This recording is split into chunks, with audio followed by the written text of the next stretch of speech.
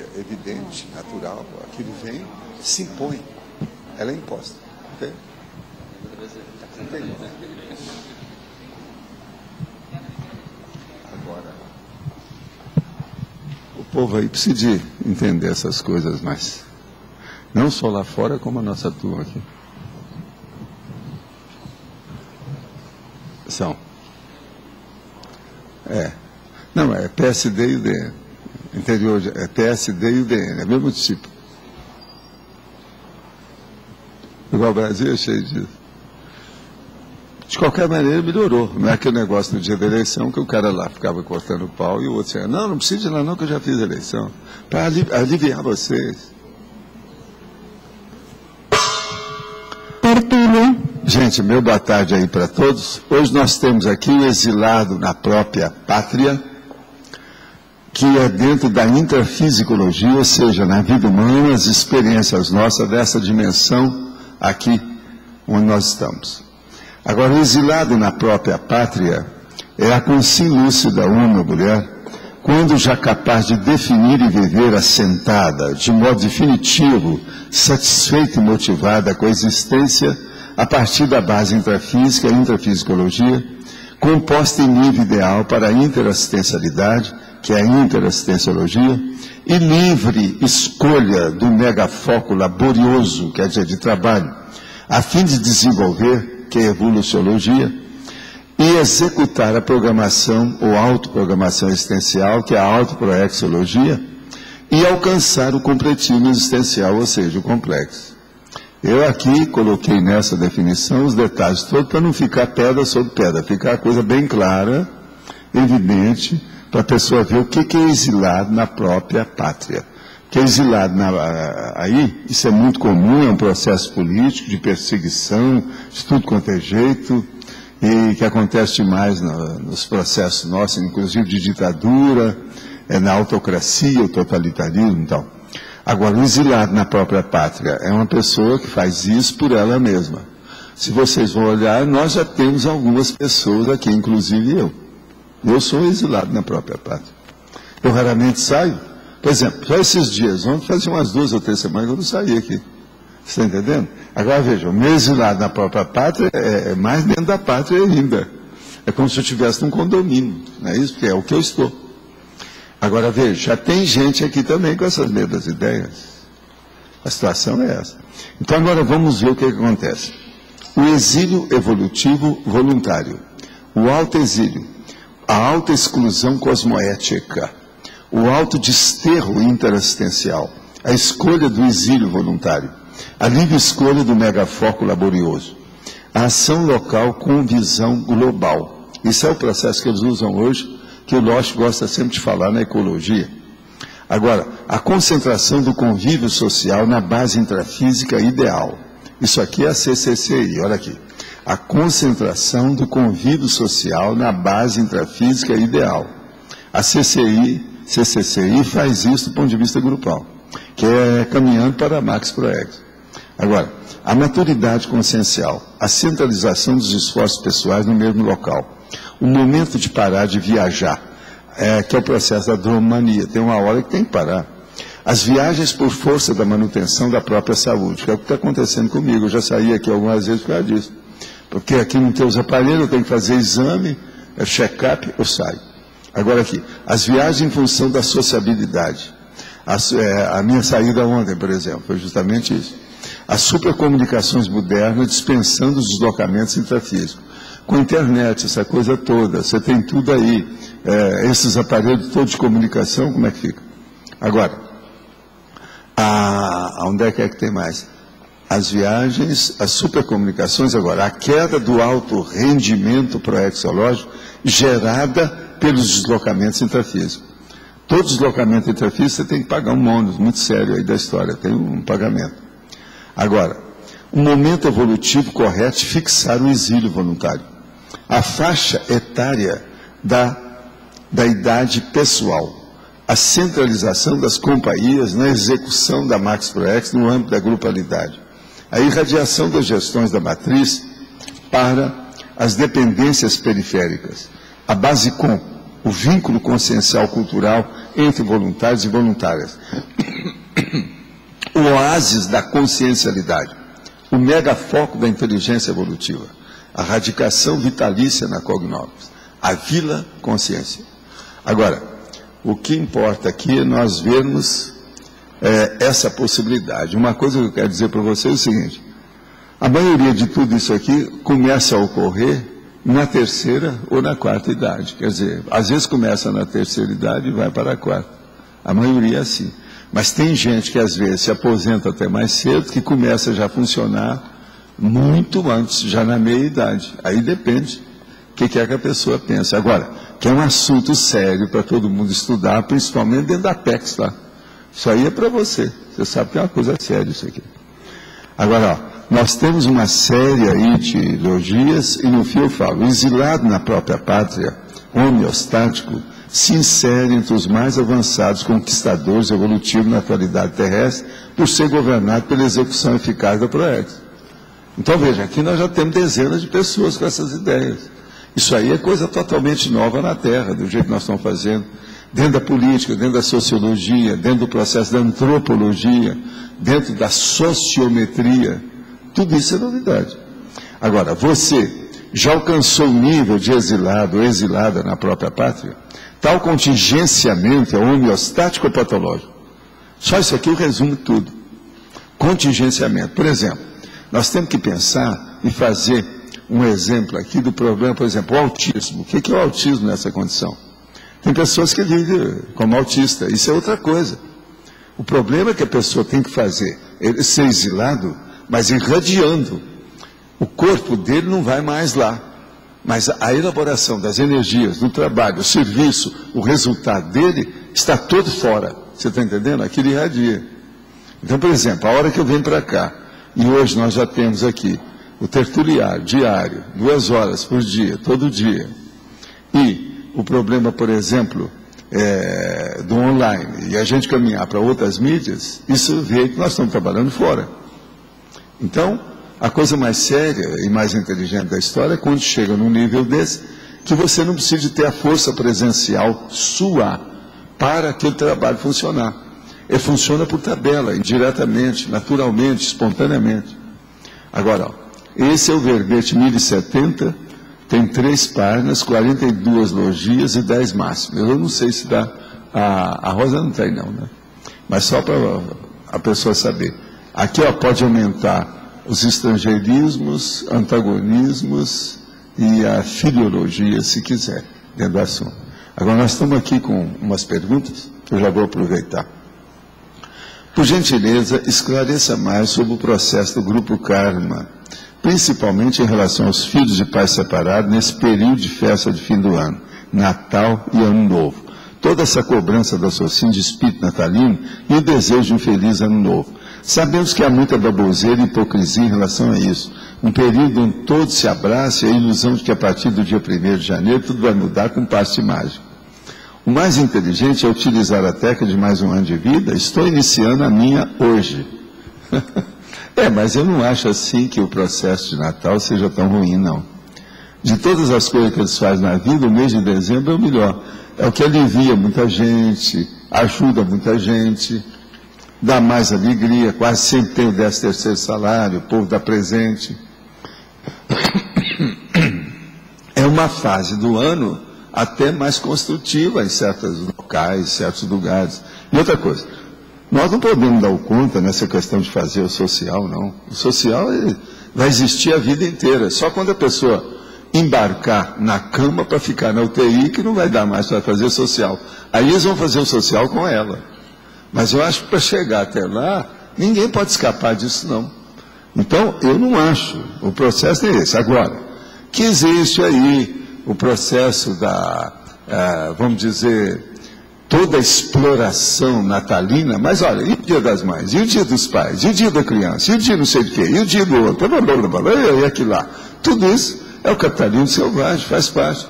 Mas esse até do Natal é um dos menos que a gente pode sacar contra qualquer coisa. Ele não é tão ruim assim. Agora, você aí está usando bem essa ideia de fazer mais um ano de vida da técnica. Isso aí é uma boa. E começar assim, dentro do regime, né, já do ano letivo, certo? Ano integral, ano comercial. Isso aí é um negócio sério. Eu te peço que, quando, no dia 31 desse ano, 31 de dezembro, você volta a falar com a gente e dá aí o que aconteceu com o seu ano de vida, que assim vai dar um exemplo para nós todos aqui. Vai ser interessante. E outra coisa, a Beth precisa saber disso que ela está fazendo. A Beth não está aí hoje. Não é bom saber, porque a Beth está doutora no processo de mais um ano de vida. É uma técnica.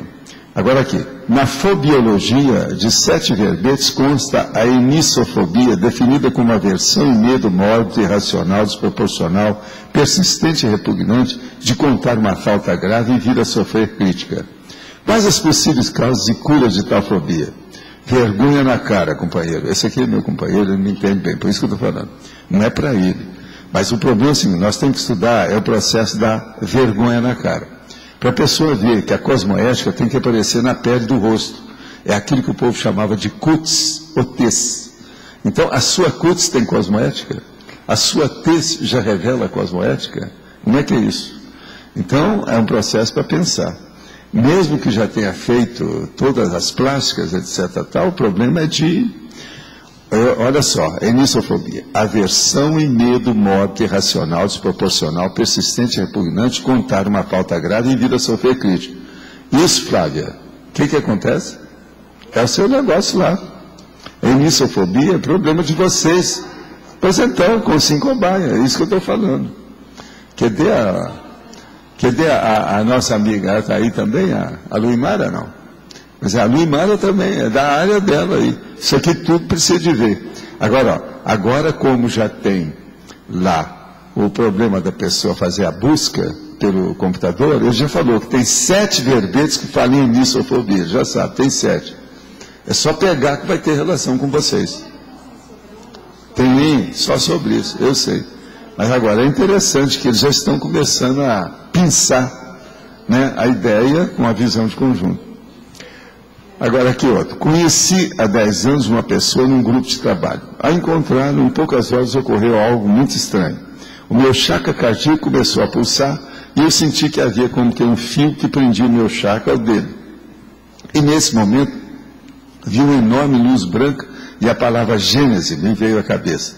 Foi a partir dessa visão que eu voltei ao IPC depois do período de afastamento.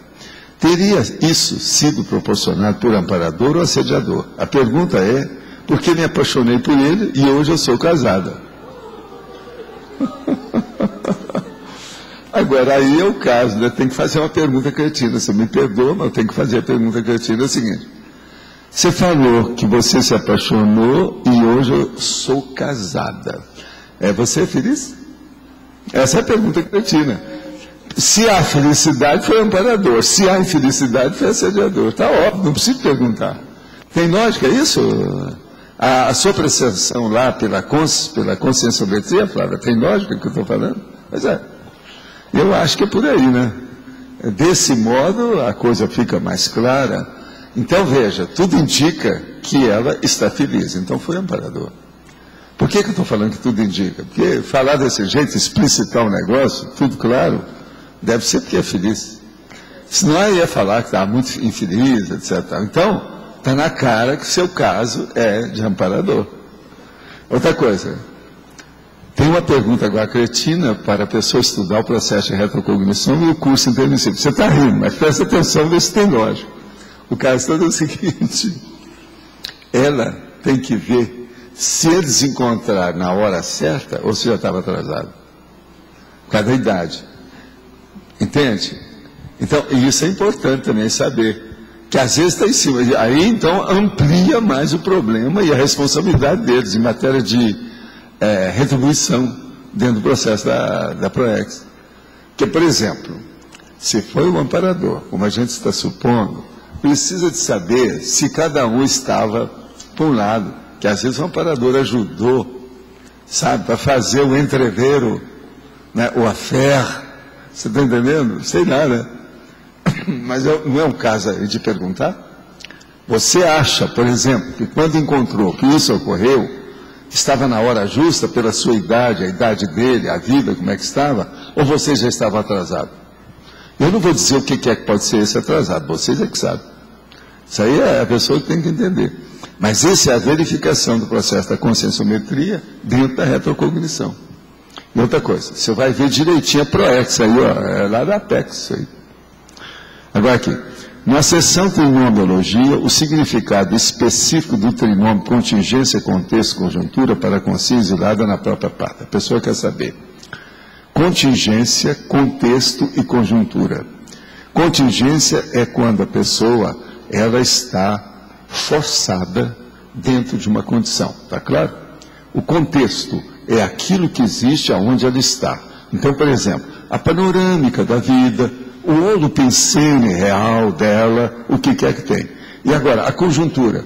Como é que está naquele momento e qual a resolução? Para onde aquilo vai?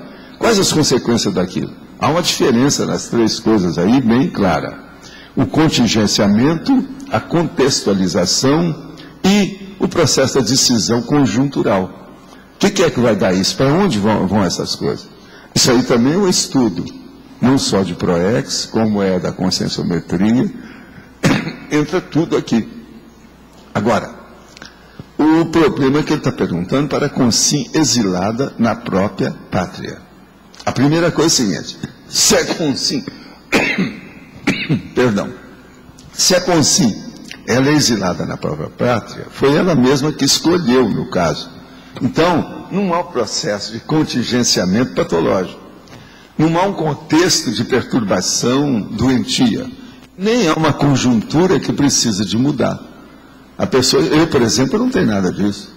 Eu não me sinto dentro de uma masmorra, eu não estou preso dentro da coisa, eu faço aquilo que eu quero. Outra coisa, hoje eu tenho muito mais liberdade de expressão do que antes. E outra coisa, eu moro dentro de um condomínio. Dentro de um condomínio é uma base com. A gente está participando da opção de gente, eu não estou sozinho. E o nosso condomínio aqui é mais sério que uma vila, mais sério que certos condomínios que tem por aí.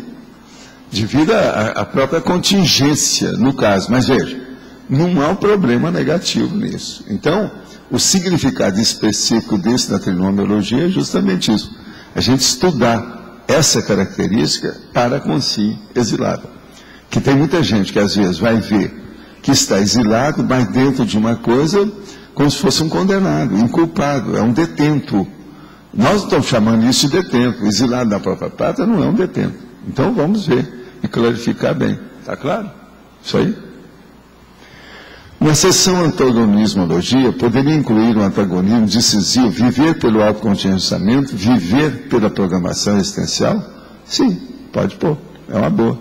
Que assim define isso que você perguntou antes, que é a mesma pessoa que está perguntando. Nesse antagonismo, a programação existencial não faz parte do autocontingenciamento? Sim, mas autocontingenciamento é uma coisa que é muito relativa, né? A gente não pode estar exaltando um processo desse que a pessoa está se sentindo bem lá dentro. É como se a gente transformasse um processo sadio em processo doentio. Isso não corresponde à realidade. Agora, você queria falar? Fala, por favor.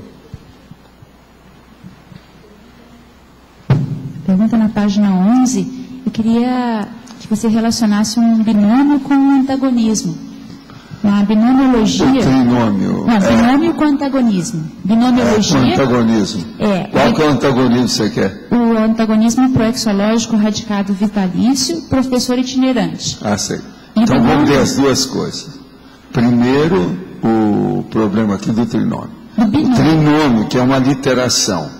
Contingência, contexto, conjuntura. Não, professor, é o binômio. Ah, o binômio? É o segundo binômio. Ah, então o segundo você não falou. O binômio, radicação na cognops, magistério itinerante. Então, é a pessoa. Como é que está a situação? Ela está aqui, mas ela sai. Por exemplo, o Mário, o Hernande, a Marina, todos eles estão nessa. Né? Agora, o antagonismo proexológico, radicado, vitalício, professor itinerante. O que é que você quer? A mesma coisa, eu estou vendo um pela pessoa e outro pelo serviço. É a mesma situação. Está claro? É porque eu quero, às vezes eu gosto de chamar atenção para aquele processo da contiguidade da manifestação. Por sinal, eu estou estudando um negócio aqui violento. Estava esperando até se a nossa amiga aparecesse para ver isso. Eu quero falar sobre circularidade contígua. Isso nunca ninguém escreveu, eu já vi. Isso é terrível. Agora, vê se vocês me entendem. Se alguém puder me ajudar nessa ideia, me ajuda. Você, Tânia, podia me ajudar. Circularidade contígua. O que você interpreta por essa expressão composta? 360 graus de interesse, próximo à consciência experimentadora? Você te vira. Eu quero saber o que você interpretou com isso. Eu tenho minhas ideias. Agora, veja, circularidade. Tem a teca da circularidade. Agora, aí, eu não vou falar que é a teca da circularidade contígua, não. Eu vou pôr circularidade contígua, para analisar isso do ponto de vista geral. O senhor quer que eu faça em numerologia hoje? Não, eu quero que você faça tudo que te acontecer na sua cabeça, coloca no papel, que você vai me ajudar. Alguma coisa vai aparecer. Qualquer logia, qualquer abordagem, qualquer texto. Entendendo? Pode me ajudar. Agora, circularidade contígua. Circularidade, você sabe, é a técnica que você entra na batopensalidade, só que tem que, no caso, positiva, ela é homeostática. Agora, como é que é que esse processo? Qual é a especialidade? O senhor já definiu? Não. Isso aí tudo eu estou esperando você, vou pedir para todo mundo. Eu vou fazer e vou ficar de olho para ver como é que é. Tá. Porque a ideia aí é dar nó em pingo d'água. Você dá um nó em pingo d'água nos seus pensenes sobre o assunto que a gente vai chegar lá. Você entendeu? Você, é um cara bom para mexer com isso. Por que você não pensa? Você tem uma opção de ideia nesse assunto. Olha aí, aqueles que puderem me ajudar, eu já fiz isso aqui. Vocês lembram que de vez em quando eu trazia um e falava assim, gente, me dá uma de mão aí que eu não sei como resolver, que eu estou no labirinto, no dédalo. Você fez isso aí é dedálico. Pois é, a consciência eletronáutica o senhor escolheu três. Você lembra? Por que será? Por que seria? Por que seria? Consciência eletronáutica. Agora veja, esse da circularidade contígua também, né? Por exemplo, a Dulce, que a gente vive chateando ela. Ela explicasse a gente também dá uma alfinetada nela. Pensa nisso. Circularidade contígua. Qualquer coisa é bom a pessoa ver primeiro a teca da circularidade, o que eu falo. Lá com os 1000 verbetes pode fazer o busca, né? Fazer a busca e arranjar alguma coisa boa aí, o find. Eu tenho uma questão. Sim. Aqui na masculinologia e na feminologia. Sim. Os dois últimos itens da feminina. O carioca exilado em São Paulo e exilado no exterior. Pois é. Por que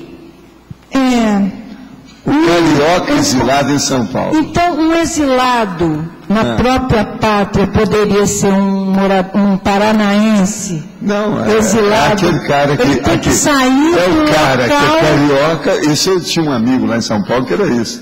Toda vez, todo primeiro domingo eu ia falar. Ele aparecia e perguntava, como é que está o Rio? Todo mês ele perguntava, porque o cara era carioca. Então ele estava a contrafeito lá. Agora veja, é um exilado na própria pátria, do ponto de vista prático, objetivo, bem óbvio. Professor, então agora, esse outro aí, o exilado no exterior, já é outra coisa.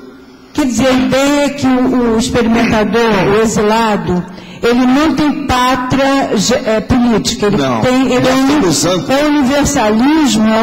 Isso, ele não é nacionalista. Ele não é patriota. Não, ele não é patriota, não é ele é universalista. Não, o termo que eles usam é nacionaleiro. Ele não é nacionaleiro, ele é universalista. Dentro do trabalho dele, da vida dele. Então, a intenção aí foi essa. Agora, eu tinha que falar, né, o que é que tem um exilado no exterior, tal, com uma exilada no exterior, que é uma coisa também. Agora, por exemplo, tem gente que às vezes casou e mudou. A pessoa se exilou dentro da situação por causa do contingenciamento da própria família. Mas está produzindo. A vida é útil. Entende? Uma vida edificante, construtiva. Então, isso tudo a gente também tem que considerar. Agora, o que eu quero é a pessoa pensar que muitos de vocês, querendo ou não, vocês vão caminhar para o exílio na própria pátria. Essa condição vai atingir muita gente aqui daqui a uns anos. Você não acha que isso é lógico aí, ó, Adélio? E você, chefa, o que você acha? Também? O negócio é esse, vai pegar muita gente. Então, professor, eu tenho outra tem que esclarecer isso. Eu tenho uma segunda questão. Sim. É aqui no paradoxo, paradoxologia. Sim. Os paradoxos culturais. Sim, mas isso é um monte deles. Você pode escolher, vamos dizer. Desse lado? Tem um monte? Escolher, tem. Aí mesmo tem paradoxo. O problema de existir um exilado político e um exilado feito pela própria pessoa. Isso é um paradoxo. O exílio, o desterro. É um paradoxo? É um paradoxo dentro do processo da vida da pessoa. Por exemplo, uma pessoa que está contra gosto no lugar é muito diferente do exilado na própria pátria. Ele não, ele está satisfeitíssimo com o que tem. Eu estou feliz da vida em Foz. Eu me achei aqui. E outra coisa, é o quarto domicílio meu nesse meu corpo, nessa minha vida. É o quarto. Eu não quero mudar isso aqui mais. Na minha idade agora é daqui para a cremação. Eu já falei isso algumas vezes. Estou preparado para o crematório. Agora, eu preciso de ver se faz um crematório aqui. Eu deixaria fazer isso. Né? Eu estou quase fazendo um para eu ser o... Né? Exemplo, o primeirão. Primeirão, não é assim que a gente faz? Primeirão. Tem jeito, mas não fala isso, não fala isso. Está uma superstição danada. Professor, né? O povo não pode falar essas coisas. Professor, o senhor vai falar hoje como é que foi a posse? Como é que Olha, a posse antes do prefeito foi brilhante, impressionante. A cidade estava lá, encheu o centro de convenções. A maioria dos vereadores, todo mundo estava lá. O Budel mostrou a situação que ele foi eleito como presidente da Câmara. Estava lá o nosso vice-prefeito, firme. Estava lá o bispo da cidade, o que é o que toma conta. Estava lá o Sheik, que é muito conhecido, que mexe com o processo do Líbano. E outra coisa, se falou muito nesse processo de Israel, que está acabando com os libaneses, que já morreu um monte de gente. Não é libanês, nós palestinos, porque esse nosso amigo Sheik é dos palestinos. Teve uns dois que falaram no assunto, pediram até a pensar positivo em favor disso, dar um jeito. O próprio Lula já entrou na história falando, e ele está certo, Lula, nessa questão. Que isso aí é uma vergonha. Agora, a ONU, ela é frágil, porque os Estados Unidos tomam conta. Eu já falei há muitos anos, a ONU tem que sair de New York, para ela ficar totalmente livre da influência dos americanos. A ONU não pode ser uma exilada nos Estados Unidos? Mas não é, né? Porque sair de lá é complicado, né? Não, nos Estados Unidos não tem jeito, daquele jeito que eles fazem lá. Mas com o novo presidente. Escuta, isso aí é o Eduardo Said que falou certo. Ele deu o que eu já falei aqui na abertura. Ele falou assim, olha, Estados Unidos acha que é democrático, que é um país mais democrático que tem. É nada. Tem país no Oriente Médio que é muito mais democrático que lá. Agora, quais são as provas? Eu faço uma aposta que você não acha um jornal comunista nos Estados Unidos. No entanto, você vai em certos países aí do Oriente Médio, tem jornal comunista. O Brasil mesmo é muito mais democrata do que os Estados Unidos. Por que eu vim para cá? Em 66 eles queriam que eu ficasse lá. Eu falei assim, aqui eu não vou ter liberdade, que eu vou ter no meu país. Aqui, nós temos liberdade de falar essas coisas todas. Os Estados Unidos não tem. E outra coisa, lá não é só olhar assim, de cara feia para você, não. Começa a fazer pressão em cima da pessoa. Vocês não ficam pensando que aquele senador morreu, que acabou. Isso não. O negócio de racismo nos Estados Unidos é violento. O negócio do racismo político é violento. Em certas áreas o negócio não é fácil. Observa lá o que aconteceu com aquela inundação que houve lá em New Orleans. E o que é que deu? Aquilo tudo era para ter sido feito, etc. Não fizeram por quê? Porque o governo nunca ligou para eles. Então, veja, isso é Estados Unidos. Que democracia é essa? Então, por um lado, a grande democracia, a situação toda que tem, mas tem cada furo que é um negócio. Então, não é democracia. Não. É outra gracia. É outra gracia aí que está passando, né, violentamente igual Tiririca. Entende? Muito obrigada. Professor, eu gostaria de entender um pouco mais sobre o exílio nosográfico. Eu queria entender um pouco, por exemplo, no caso do Brasil, que teve aqui a ditadura militar, Qual que é a gênese dessa interprisão grupo kármica? Das pessoas que saíram daqui, que entraram numa... Não, isso aí é o problema mesmo do exílio natural político, né? Isso aí é totalmente anticosmoético, uma coisa negativa, né? Agora, outra coisa, há também um aspecto sutil nessa história, que é a pessoa que faz um exílio forçado para mostrar que é o tal. Tem gente que não precisa de se exilar. Então, há um alto exílio também político negativo. Então, a pessoa vai embora para chamar atenção. Tem artista que fez isso no Brasil, foi compor canções lá no fim do mundo, e não tinha nada aqui contra ele, assim, sério. Entendeu? Agora, precisava de aparecer, porque é o processo da auto-vitimização política que interessa do ponto de vista geral. É um processo sociológico, mas patológico. Né? Eu estou perguntando em função da minha pesquisa, que você vê o caso bem evidente, por exemplo, do JK, do Jango, do Lacerda, que foram bastante perseguidos, e eles entraram numa síndrome de ostracismo terrível que afetou eles até o final da vida. Isso aí foi negativo.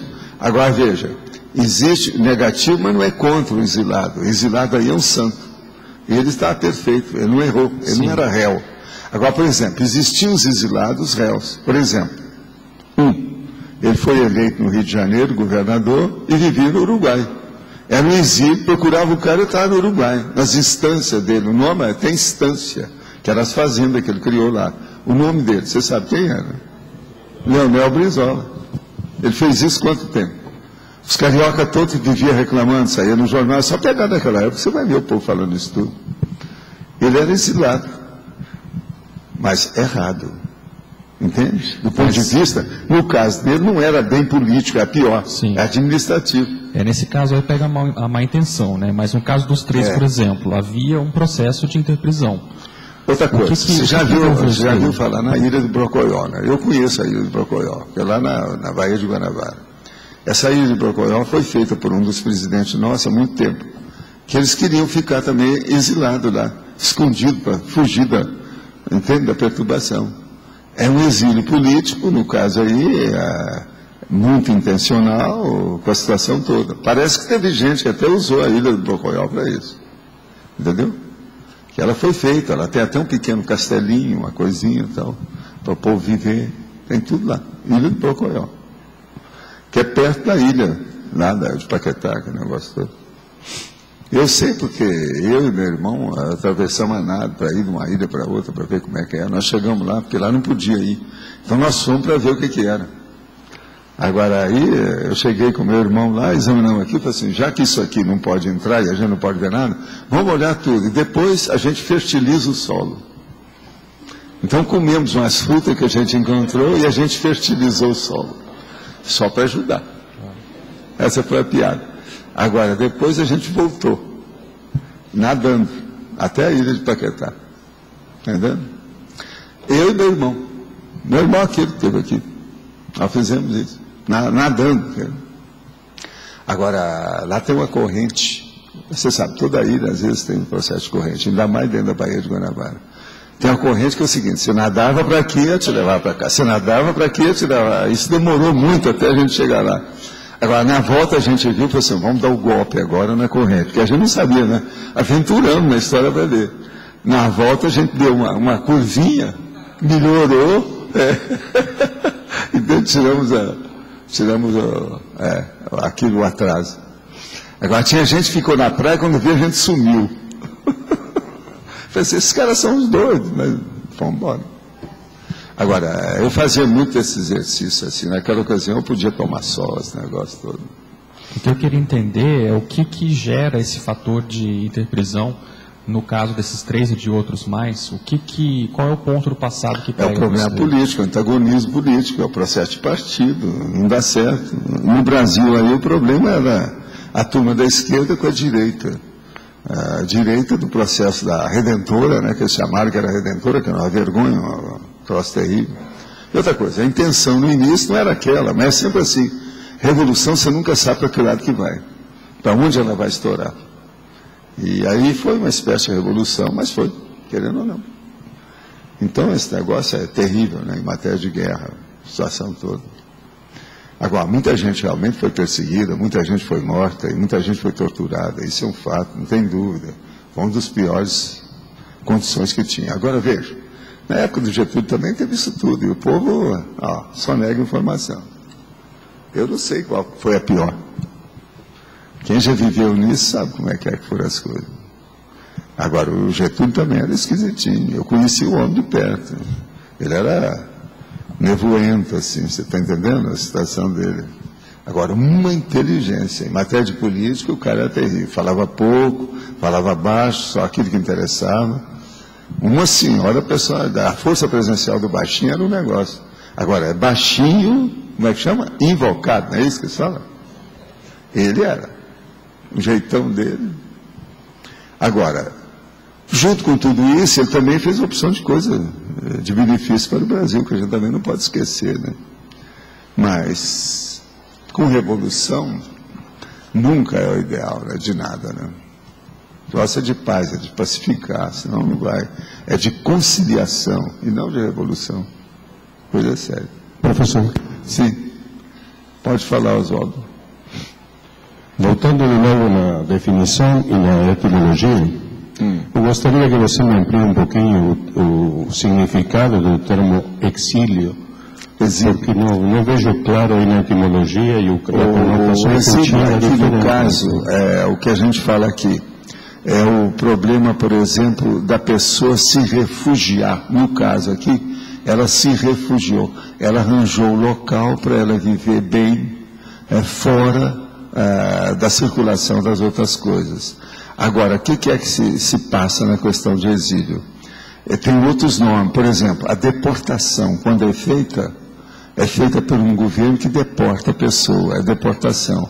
Ela então vai ficar no exílio lá. A confinação, ou confinado, é pior ainda.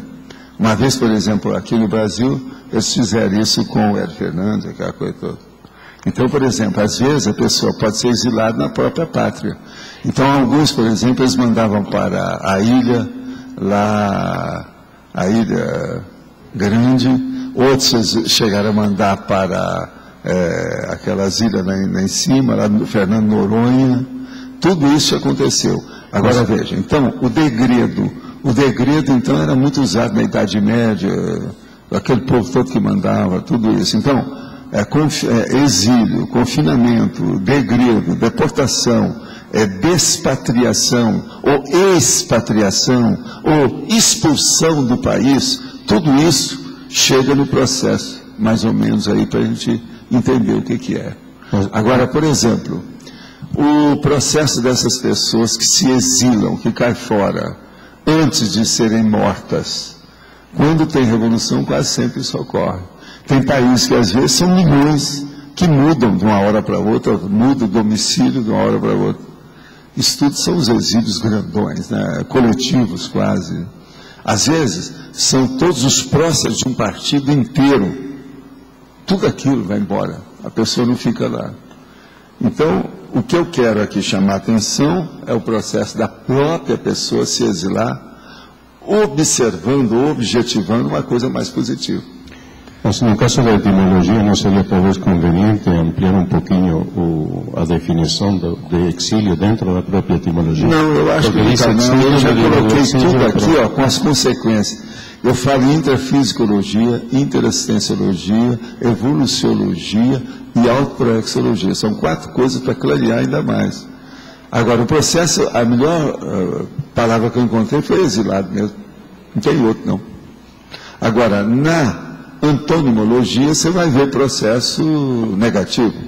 Aí é que está, o confinado pela justiça, o degradado pela justiça, o proscrito pela justiça. Por exemplo, outro nome é proscrição política.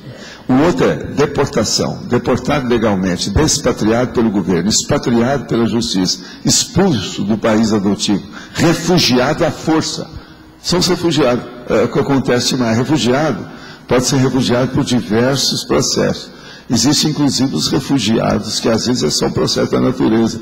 O vulcão começou a brigar lá e mandou todo mundo embora. Então, agora, existe a dromomania, que eu estou falando aqui, dromo maníaco, isso é outra coisa. Existe o globetrotter, que é aquela pessoa que não para em lugar nenhum, que vive só viajando. O nômade existencial, existe até filme sobre o nômade, baseado nisso, né? Mas então... O sentido de pátria aqui é o fato da pessoa estar satisfeita naquele local. Não, porque todo mundo tem uma pátria. Aqui, eu não estou falando do apátrida, eu estou falando do apátrida. Então, veja, você tem que ter uma terra sua. Outra coisa, você tem que ter um passaporte. A documentação, tudo. Agora, o que eu quero dizer é o seguinte, a pessoa se exilou na própria pátria. Está perfeita a expressão como está. E ela mesma que escolheu isso. Porque exatamente isso que eu ia dizer, a pátria ali não é exatamente onde ela nasceu, obrigatoriamente, sim, é onde ela se sente bem, aonde ela vê que é o local de... Agora, estou ouvindo esses foguetes, você já percebeu que nós já estamos aqui um mês, não é? E não choveu, né?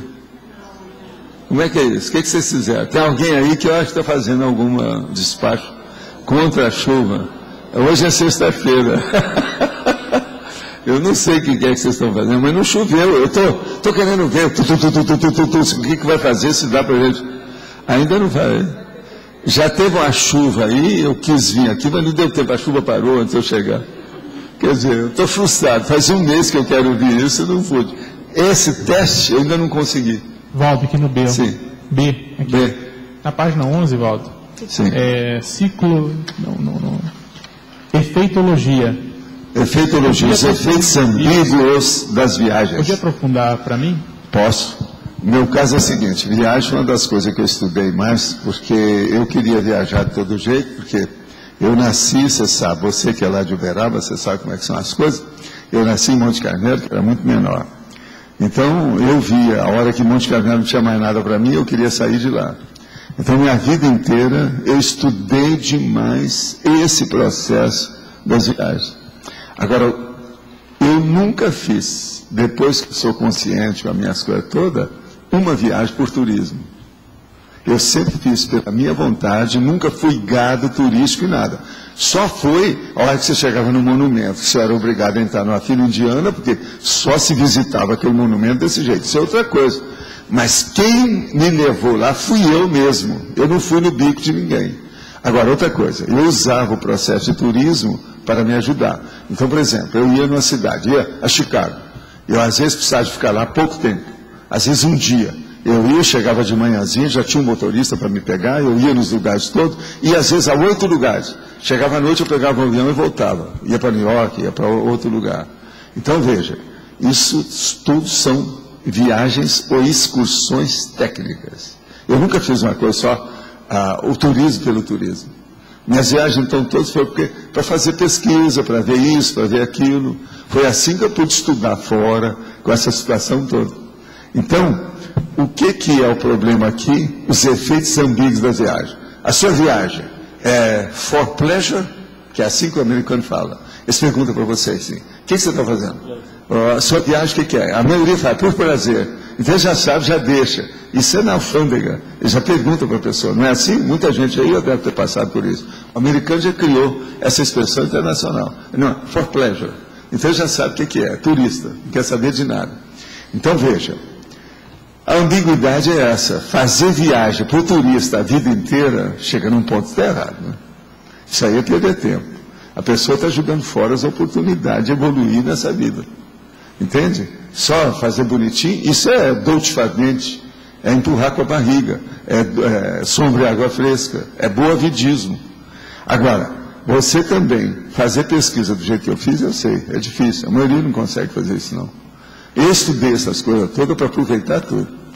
Agora, por exemplo, eu nunca encontrei outra pessoa que tivesse feito isso, pelo menos sem dinheiro do jeito que eu tinha, que era com pouco dinheiro, e você ter e alugar uma limusine com motorista particular, tudo bonitinho, de gravata, de librê, tudo arrumado para você te atender, para você abrir as portas. Agora, eu aprendi isso em Hollywood. O povo lá que me ensinou, faça isso que você vai fazer economia. Agora veja, isso é preciso estudar, né? Agora você vai alugar uma limusine aí, fica mais barato que você alugar um carro? Você tem que saber. Mas por que fica?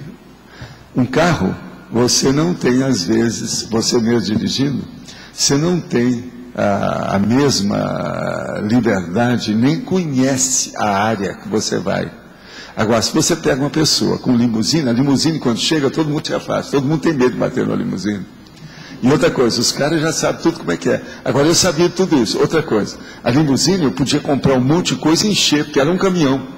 Você enche o caminhão, é um caminhão granfino, a limusine. Então, por exemplo, eu aprendi isso tudo. E outra coisa, eles falaram para mim, você tem que chegar e usar bermuda. A hora que você descer, você desce de tênis e bermuda. E uma camisa bem dessa de turismo, de qualquer maneira. Eu usava uma jacket do Havaí. Então eu ficava uma vergonha total. Parecia um carnaval. Agora, o que se passa? A hora que chegava, eles perguntavam assim, não, eu queria falar com quem que é que veio na limusine aqui, porque aonde a gente parava. Aí o cara falou, não, é esse aí. Aquele lá. Aí eles iam perguntar para o motorista, e ele é podre de rico, esse cara. É por isso que ele anda desse jeito. Aí todas as portas se abriam, eles guardavam as coisas para mim, mostravam, tiravam o material das auctions, que eram os leilões. Então eu tinha a primeira escolha, entende? E eu falava, e outra coisa, para dar o golpe também, eles me ensinaram tudo. Então, por exemplo, tem aquela opção de coisa, você tinha que escolher o que era. Porque tudo é negócio, você tem que saber fazer negócio.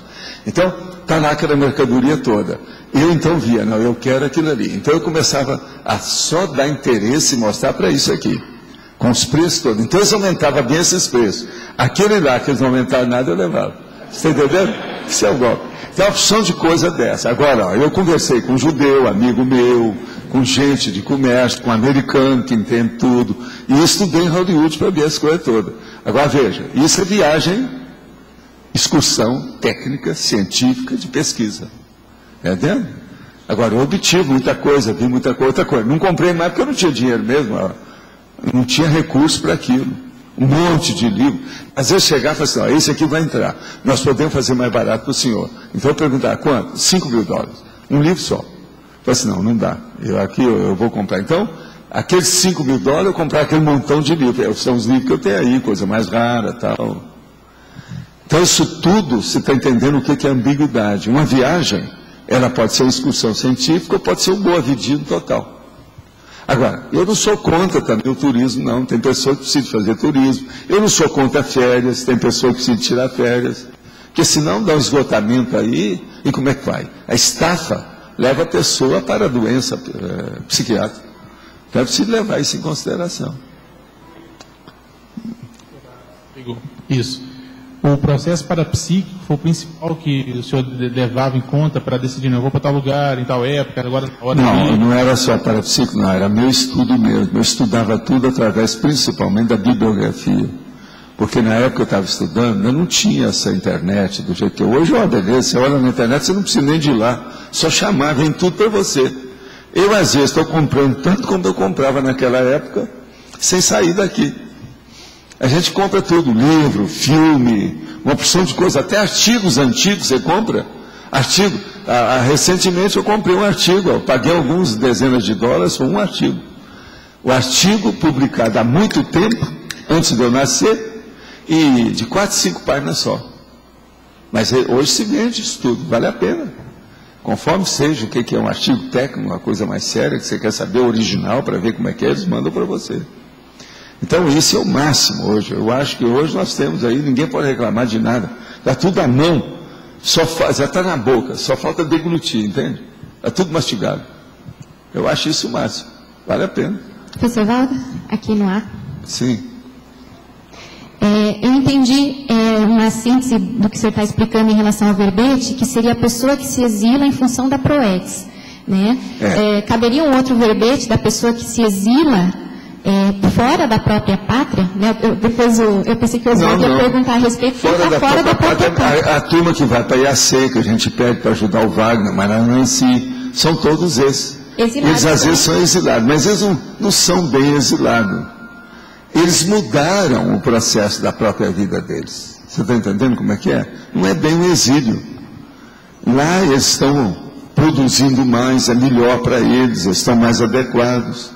Aqui, ó, tem muita gente que ainda vai para o exterior para ajudar a turma lá. Isso faz parte do serviço. A Cognópolis não é só aqui. Já tem Cognópolis hoje, até no Espírito Santo, que é um lugar difícil. Até lá tem. Eu acho que agora pode aparecer em qualquer outro lugar. Se no Espírito Santo já tem Cognópolis, em qualquer lugar pode ter. Você está entendendo? Agora, precisa de gente também para ajudar a ser. Nós temos que pedir gente aí para ir para lá e tal. Agora, o que nós queremos, e voltando a falar aquele negócio, que aqui é a matriz. Nós fomos trabalhar para fazer as coisas no CAEC aqui, faz 13 anos, ontem o Paulo até lembrou disso, o Paulo lá, o prefeito. São 13 anos que nós estamos aqui, foi para fazer de propósito. Do jeito que é que tem, por exemplo, não tem o MIT, que é um centro, é um polo científico, a Unicamp não é um polo científico no Brasil, o ITA não é um polo científico no Brasil, o Vale do Silício não é um polo científico internacional da cibernética, e por aí vai, é um monte de polo científico.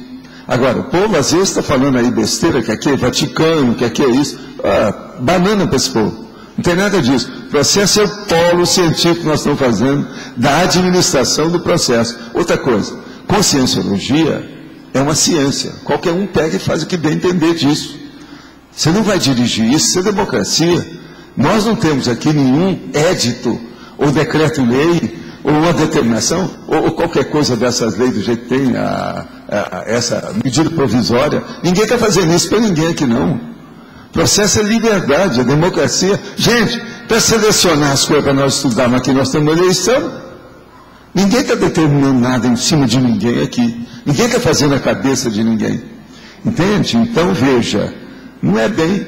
Agora, as pessoas que fazem isso, ela está escolhendo o local dela trabalhar. Do jeito que eu escolhi, por exemplo. Eu não saí de Monte Carmelo, estou morando aqui nessa cidade. É dentro de um caráter um pouco mais permanente. Eu acho que é isso que caracteriza a permanência é que manda. Agora, no caso nosso aqui, não é permanência. A turma que vai para o exterior, a gente não sabe. Por exemplo, uma pessoa vai trabalhar, por exemplo, em New York. A gente não sabe se ela vai continuar em New York. Às vezes ela vai resolver ir para Miami, para Los Angeles, ou para Portugal, então, no fluxo de ou para Barcelona. Entendeu? Depende disso. Agora, o que se passa aqui conosco? No meu caso, por exemplo, por isso que eu falei, eu sou como 5 de vocês. Vocês podem acabar comigo, tanto a favor ou contra, mas pode acabar comigo, porque eu estou me expondo na prática. Eu faço um striptease aqui praticamente diário há 7 anos. Striptease consciencial. Agora veja, eu já vim para cá para enterrar os ossos, não é isso que o cara fala? Vocês vão pegar a alça do caixão, não é isso? Tem uma opção de nome para essas coisas. Você sabe, eu não tenho tanatofobia. Eu nunca tive nesse meu corpo tanatofobia. Eu não tenho medo de morrer. Isso nunca me apelou. Então eu brinco com essas coisas todo o tempo todo. E sempre fui assim. Quando eu era mais rapaz, era um problemão. Todo mundo tinha medo na hora que eu começava a falar.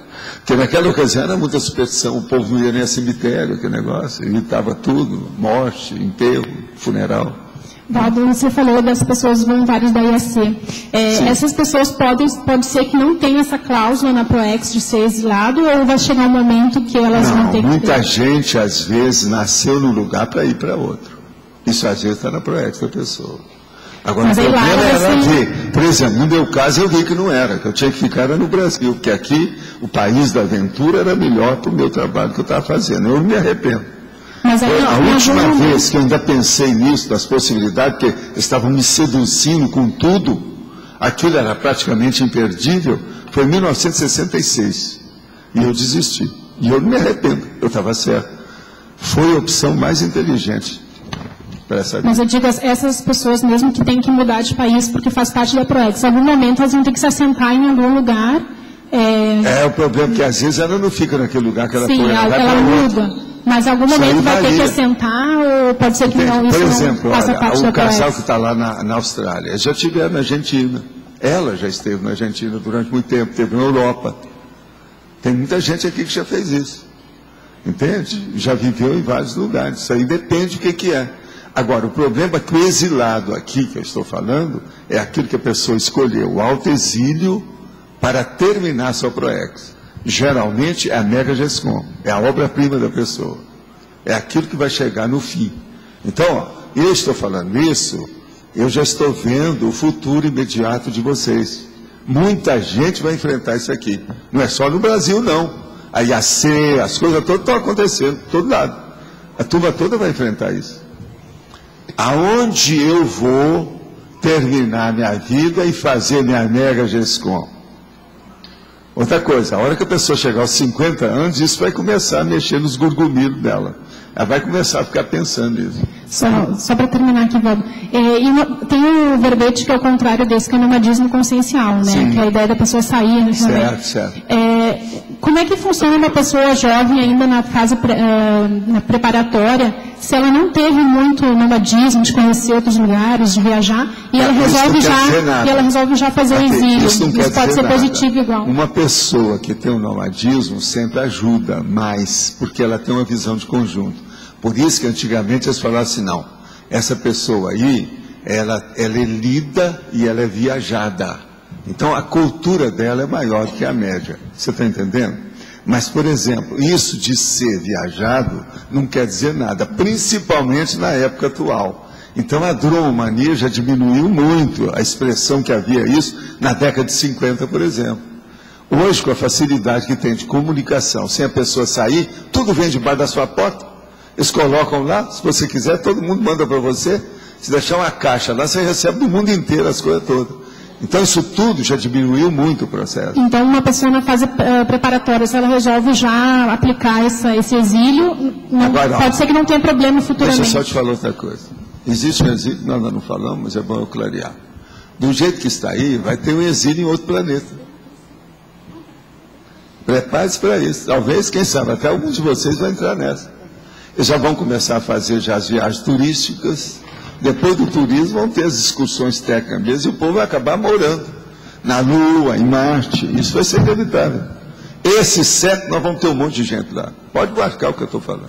Tem um outro verbete também, que é a radicação vitalícia na Cognópolis, né? O radicado vitalício, ele é um exilado, de certa forma. É lógico. Agora, exilado, autoexilado. Ele sabe o que ele está fazendo. A escolha dele, aquilo é espontâneo. Ninguém forçou. Agora, não é obrigatório o exilado ser um radicado na Cognópolis. Não, aí depende dele, né? Se de ver, né? O nível que está. Não é isso? Olha, eu vou responder aqui mais outras perguntas. Hoje está fazendo 4 meses que comecei a fazer a TENEPS. Alguns contrafluxos aconteceram. Minha pergunta é, dentro de 3 horas para fazer TENEPS ou é 1 hora? Meu horário era 4h30 até 5h30, ou até 7h30 com tempo de 50 minutos. Olha, o problema é você ser organizado junto do seu amparador. Você tem que escolher 1 hora e fixar. Agora, a gente dá 3 horas por causa disso mesmo, que a pessoa nunca sabe o que ela vai fazer, porque a coisa é nova, isso é normal. Mas ela tem que selecionar alguma coisa e fixar. O horário tem que ser fixo. Que o amparador não está aí para brincar com você. Você faz uma TENEPS 1 hora, depois muda. Ele não. Ele tem que organizar isso para poder atender os assistidos próximos. Quanto mais for tudo certinho, melhor. Amparador tem as coisas mais organizadas, disciplinadas e metódicas que nós temos. Então, quanto mais a gente acertar o passo, melhor para todo mundo. Em dezembro de 2003, iniciei a técnica de mais 1 ano de vida, repetido até dezembro de 2008. Dezembro de 2003, 2008, então foram 5 anos consecutivos. Então não foi 1 ano de vida, foi 5 anos de vida, não é isso? Com registro diário. Agora, contudo, pretendo parar o registro em 2009, fazendo dele o ano do foco na TENEPS. Agradeço esse comentário e orientar o que achar necessário. Eu acho que seria bom falar quem é. Alguém adivinha quem é? Nada? Malo. É a Malo Balona, a nossa professora. Agora, o que é que a gente vai falar para ela? Eu acho o seguinte, com 5 anos que ela tem 5 diários dela, 5 agendas. Ela deve saber bem o que é que aconteceu nisso. Ela está doutora no assunto. Agora, esse foco, esse ano agora, vai ser da TENEPS. Então, ela já sabe tudo o que vai fazer. O que é que eu posso acrescentar aqui? Eu não sei. Ela pode fazer um livro. É? Ela pode fazer um livro. Já para fazer. Não, um livro grande, com muita coisa, né? Pode fazer. 5 anos já é um curso superior, né? Integral, não é isso? Muita coisa. Tem muito curso aí que é de 4 anos, não é isso? Então, Mano, vamos em frente, ver o que você faz. E viva a TENEPS. Outra aqui. No meu caso, eu não tenho sentido de pertencimento em nenhum país. Nasci no Brasil, cresci na Argentina. Na Argentina, sou brasileiro. E no Brasil, eu sou argentino. Isso é exilada na própria pátria? Não. Não é. Você sabe quem é que está falando isso, né? Você já viu, né? Dentro da conscienciologia, na dessoma de uma consciência, é preferível cremação ou enterro? O que é melhor para a consciência? Cremação, cremação, cremação. Acabou. É o que eu quero comigo. E é só começar a examinar que você vai ver que é melhor. Cremação é sempre bom e vai te ajudar extrafisicamente também. Você poderia estabelecer relações da síndrome do estrangeiro com o tema do verbete? Não, a síndrome do estrangeiro, no caso, é aquela pessoa que não se adaptou ao local, e é um processo patológico. No caso aqui do exilado na própria pátria, é uma coisa positiva, e no máximo que você vai fazer é que o tema é neutro, que às vezes a pessoa está fazendo uma coisa e ainda não entendeu o que ela está fazendo, por isso que é neutro, mas a base mesmo é homeostática, aquilo que a gente está procurando mesmo é homeostático. Eu coloquei neutro por causa do processo da incompreensão, que isso às vezes é muito difícil de compreender essas condições todas. E essas palavras aqui, eu acho que eu devia exaltar isso mais. Essas que eu estava falando ali, por Oswaldo. O que é? Eu vou falar tudo de novo. Exílio, confinamento, degredo, proscrição, deportação, despatriação, expatriação, expulsão, refúgio. Tudo isso se parece, está mais ou menos dentro do mesmo contexto, vale a pena estudar. Waldo, você pode fazer uma correlação desse assunto exilado na própria pátria com a paraprocedência? A repercussão disso na paraprocedência seguinte? A paraprocedência é importante devido qual o resultado desse exílio. O que vai resultar da mega gescon da pessoa? A paraprocedência... quando a pessoa voltar, vai ter relação com isso, e uma coisa imediata que vai ter também, vai ser o autorrevezamento. Né? O que isso vai influir no autorrevezamento? Outra coisa é CMP, o ciclo multiexistencial pessoal, que a gente estava falando lá. Então isso também é importante, né, ponderar, no caso. Agora, o que eu vejo é o seguinte, esse tema, do jeito que está aqui, eu ainda não tinha tratado disso. Entendeu? E outra coisa, eu sou obrigado a reconhecer que isso vai pegar muita gente aqui com o tempo. Vai ou não vai? Não é verdade? Então, ele é bem pertinente, ele é bem adequado para as coisas que nós precisamos. Agora, eu resolvi fazer isso, que eu tinha falado comigo. Quando eu for obrigado a sair de Foz, eu quero sentir em mim o que é que eu vou sentir, que aí eu vou escrever o verbete. Eu escrevi esse verbete de madrugada lá em Belo Horizonte, na viagem que eu fiz. Quando eu fui. Entendeu? Você lembra que eu cheguei a falar, foi com o Hernandes, que estava conversando comigo horas lá. Eu falei assim, eu estou escrevendo um negócio aqui que é exilado na própria pátria. Eu falei com ele na ocasião. Ali eu levei o papel, escrevi tudo no papel, cheguei aqui e foi assim que nasceu o verbete. Agora, ele está mais ou menos dentro de tudo aquilo que eu tinha pensado.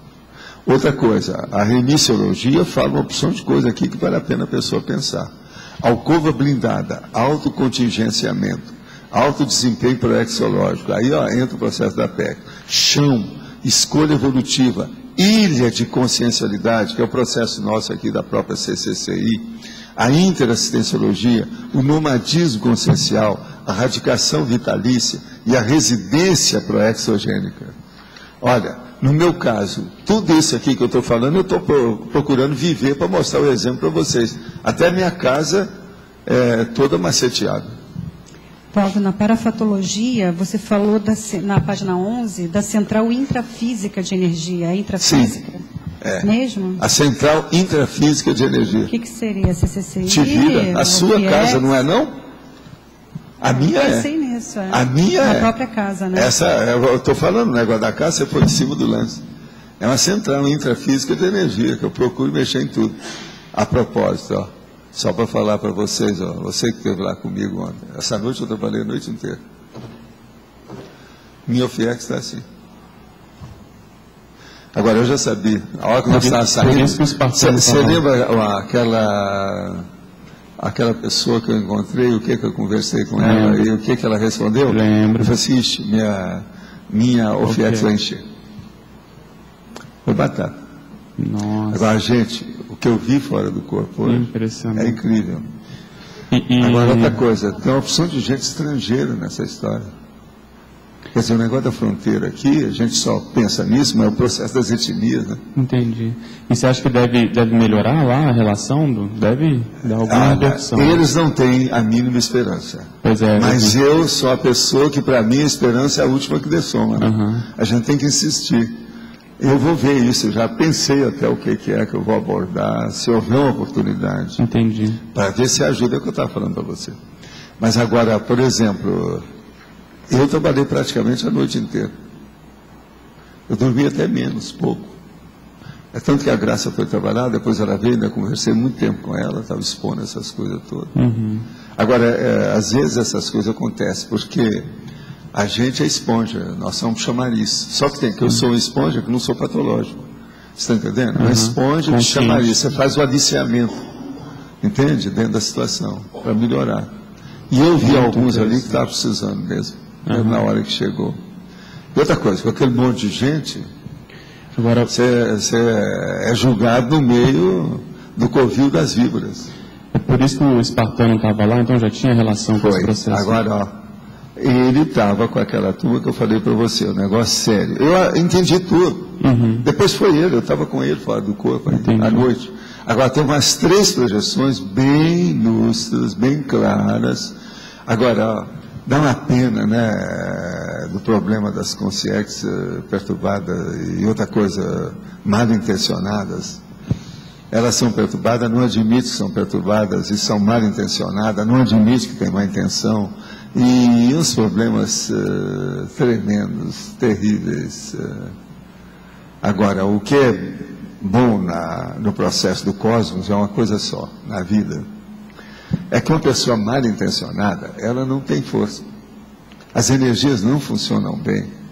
Para funcionar bem, tem que ser energia homeostática. Por isso, os assediadores nunca, eles são limitados, não tem jeito de ir muito. Entendi. Agora, a gente vê isso tudo nessa assistência extra-feira. Cada vez que eu vou, eu nunca me canso de observar essas condições. Dá uma pena isso tudo. Entendi. Entende? Agora, tem uns que você vê que a situação é difícil.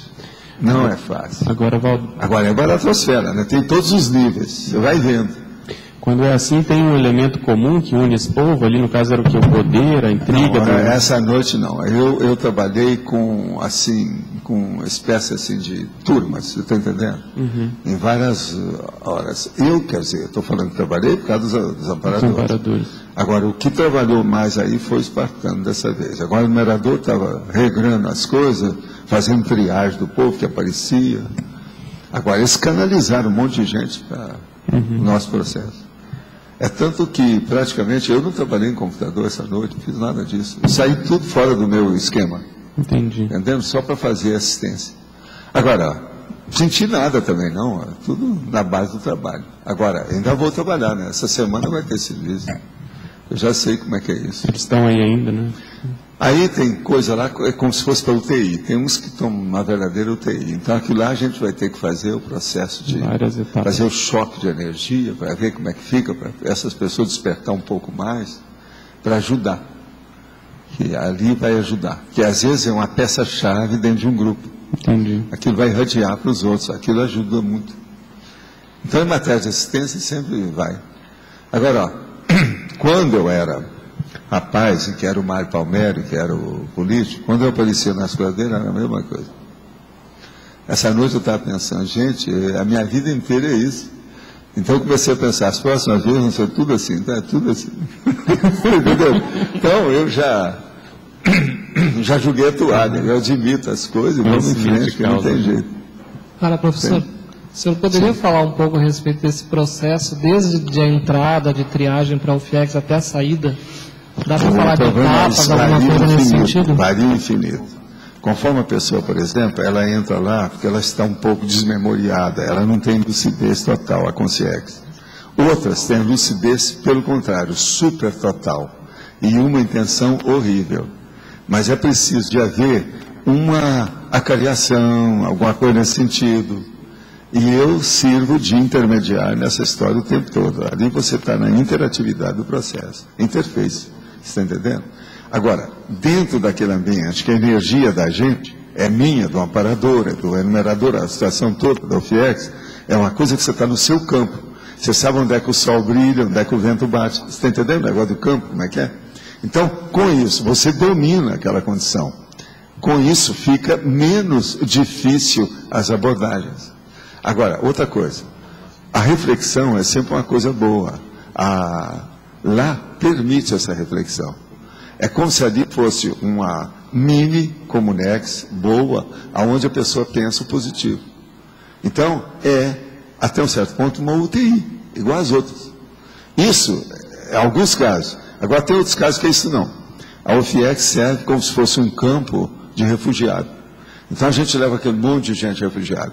Durante certas guerras, eu já trabalhei assim, quer dizer, junto com os amparadores. Trouxeram aquele monte de gente. É igual refugiado.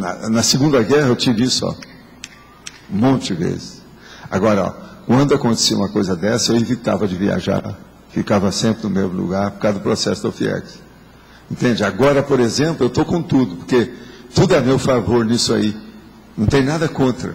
É tudo bem a favor hoje, porque está tudo assentado aqui, o ambiente nosso é bom. Outra coisa, pensa bem, eu trabalho com processo numa UFIEX. Eu falo na UFIEX o ano inteiro aqui. Eu moro aqui dentro do ambiente que é da UFIEX. Tudo é a meu favor, eu nunca tive um lugar assim. Então, isso ajuda demais a gente, o enumerador, aí no caso hoje, o espartano, com esse negócio todo, o amparador lá da UFIEX, que me ajuda, que é o outro lá, nosso, sério, que é esse fortão alto, espadaúdo. Esse também me ajuda. Já teve aí, depois veio outro, agora veio outro. Eles estão sempre ajudando a gente. Então, isso é a mão na roda. Agora, depende o que é. Essa noite, por exemplo, foram vários grupos. Alguns deles ficaram na UFIEX, não foram todos. Agora, eu acho que eu trabalhei ao todo, foi mais ou menos 6 grupos. Mas como é que é o processo? Foram algumas horas. Isso aí foi entre mais ou menos 11h30 até 7h30 da manhã. Agora, teve algum período que eu consegui dormir, etc. Você sabe, eu durmo de diversas maneiras. Eu tenho uma cadeira do papai que eu durmo sentado, depende do que é. Se eu como, eu não posso deitar de costas. Por causa do meu processo de refluxo, qualquer coisa. Na idade minha, eu tenho 7 comorbidades. Então, eu tenho que estar olhando uma coisa. Até aqui pode isso, até lá não pode. Aqui, então, eu olho tudo. Então, por exemplo, eu sou capaz de dormir sentado, dormir deitado, dormir de qualquer maneira. Agora, a escolha dessas consciências que vão para a sua UFIEX, qual é? Isso aí eles que determina, é o amparador de lá. É o amparador. Ele é que dá. E qual a conexão agora, por exemplo, que acaba tendo com o para ele fazer isso, é lógico que esse povo estava ontem lá. É por isso que eu falei lá para o povo, não, está cheio de gente aqui. Agora, o que eu vi, que estava na frente, observando tudo lá, era o espartano. Entendeu? Dentro da situação daquilo. Agora, a gente nota que isso tudo é para ajudar a gente. Que o próprio Paulo falou das nossas coisas, falou do processo de Belo Horizonte, do Eduardo, da Solange, tudo. E isso aí é sério, o caso do Neymar. É essa relação, então. Ele falou, todo mundo ficou sabendo disso lá. Então, isso tudo a gente tem relação, né? Agora, está ajudando a cidade, querendo ou não. Está ajudando as etnias, tudo, né? Aqui no B, sim. Por favor, pode ter sido coincidência ou não, eu não sei, mas eu, todas as noites, até desde pequena, desde que me conheço por gente, eu durmo muito bem, né, com projeção ou não, independe. Foi a única noite, praticamente da minha vida inteira, que eu passei a noite inteira acordada. Eu comecei às 11, hoje, que é até às 7h30, não tem nada a ver com isso. É a sua viagem, que você vai dar uma banana para a gente durante um ano, é isso? Eu vou para o mestrado. É a sua viagem. Se prepara, que vai ter mais coisa. Dá mais uma palhinha, então, por favor. Você entende tudo, Fafá. Você sabe o que é, não vem com essa. Muitas se prepara, que as coisas estão por aí. Agora, vai estudar. Não é isso que você vai fazer? É, claro. Agora, só quero saber se é VV. Como é que é? VV. Sim, tanto que eu estou alugando a casa, não estou vendendo, lógico. Pois é. A turma não está aí hoje, o casal não está aí. Eles estão satisfeitos lá para casa, etc. Sim. Isso vai ser o mês que vem já? É, metade de fevereiro, ao que tudo indica. Eles então, estiveram lá olhando, gostaram bastante. Tá bom. Mas com certeza é VV. Boa viagem. Thanks. Tá certo. Você vai conseguir tudo que você quer, você é muito vivo. Aqui no B. Aqui no B. Pode falar. No verbete, no item tecnologia, Você poderia comentar as técnicas cosmoéticas do alto rendimento evolutivo e a técnica de viver na vida as técnicas cosmoéticas do alto rendimento evolutivo. Tudo que a gente tem nesses verbetes, tudo aí, Everaldo, que eu já falei, o que ajuda a evolução da pessoa de uma maneira equilibrada, cosmoética. São um monte de técnica que nós temos, tem que pegar aí. E, olha, fala para ele, cadê o microfone? Fala aí. Aí, vamos ouvir a opinião dela, tem um monte. Tem várias, tem o turno mental somático, aquele agenda diária que o Valdo já passou para a gente também. O que mais? Trabalho antelufano também durante a madrugada. É bom a gente ouvir para ver o que é que eles acham que esses aí é que pegaram. Deve ter pego alguma coisa, porque está lembrando, você está entendendo? É muito mais importante que ele está falando, falar qualquer coisa aqui. A criação do CPC, a criação do CPC também, que a gente está aplicando a vivência. Entende? Isso tudo é. Agora, a outra aqui, ó. A técnica de viver na ilha de ortopensanidade. Isso aí é das coisas mais difíceis que tem. É o que eu tenho feito, ó, suado sangue para fazer aqui. É um processo todo nosso. Lembre-se, o problema, por exemplo, aqui, ó, antigo aí, ó, Isabel, base com as condições todas. Nós estamos chegando nisso agora. E outra coisa, e muito mais amplo, a turma do discernimento, a turma que tem no chalés, os outros condomínios todos próximos, já está criando. Isso é o problema de viver na ilha de ortopensanidade, que é a CCCI, até um certo ponto, que é a Cognópolis, que é o bairro. Está claro? Então é a técnica que leva para tudo isso, as nossas técnicas e paratécnicas. Agora, ó, o mais importante aqui, ó, eu não quis colocar não, mas seria colocar as paratécnicas. Parateca por quê? Esse processo do FIEX, por exemplo, mas eu não vou pôr isso. Se a pessoa começar a entender aquelas técnicas, ela vai entender depois as outras. Agora, por exemplo, a OFIEX já é uma paratécnica, né? A coisa já é muito séria. E outra coisa, é uma paratécnica que mexe com CONCIS e CONCIEX, que é uma coisa difícil, não é sempre que acontece. Tem alguma lógica para vocês aí? É por aí. Mais uma dúvida. Sim. Aqui no item politicologia, a questão da... Daria para você explicar a dromocracia, como que ela funciona? A politicologia. A dromocracia. O processo é o seguinte, você já viu falar nos tuaregs?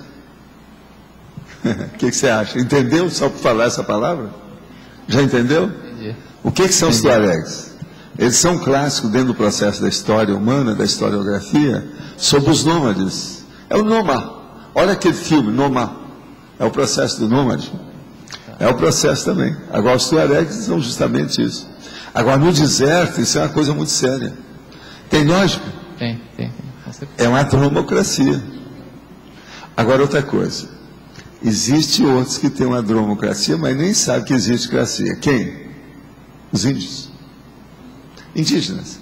A hora que falta uma comida, eles não vão. Não é o processo dos catadores, aquele negócio todo, tem que ir para um lugar que tenha mais fruta, que pode plantar melhor.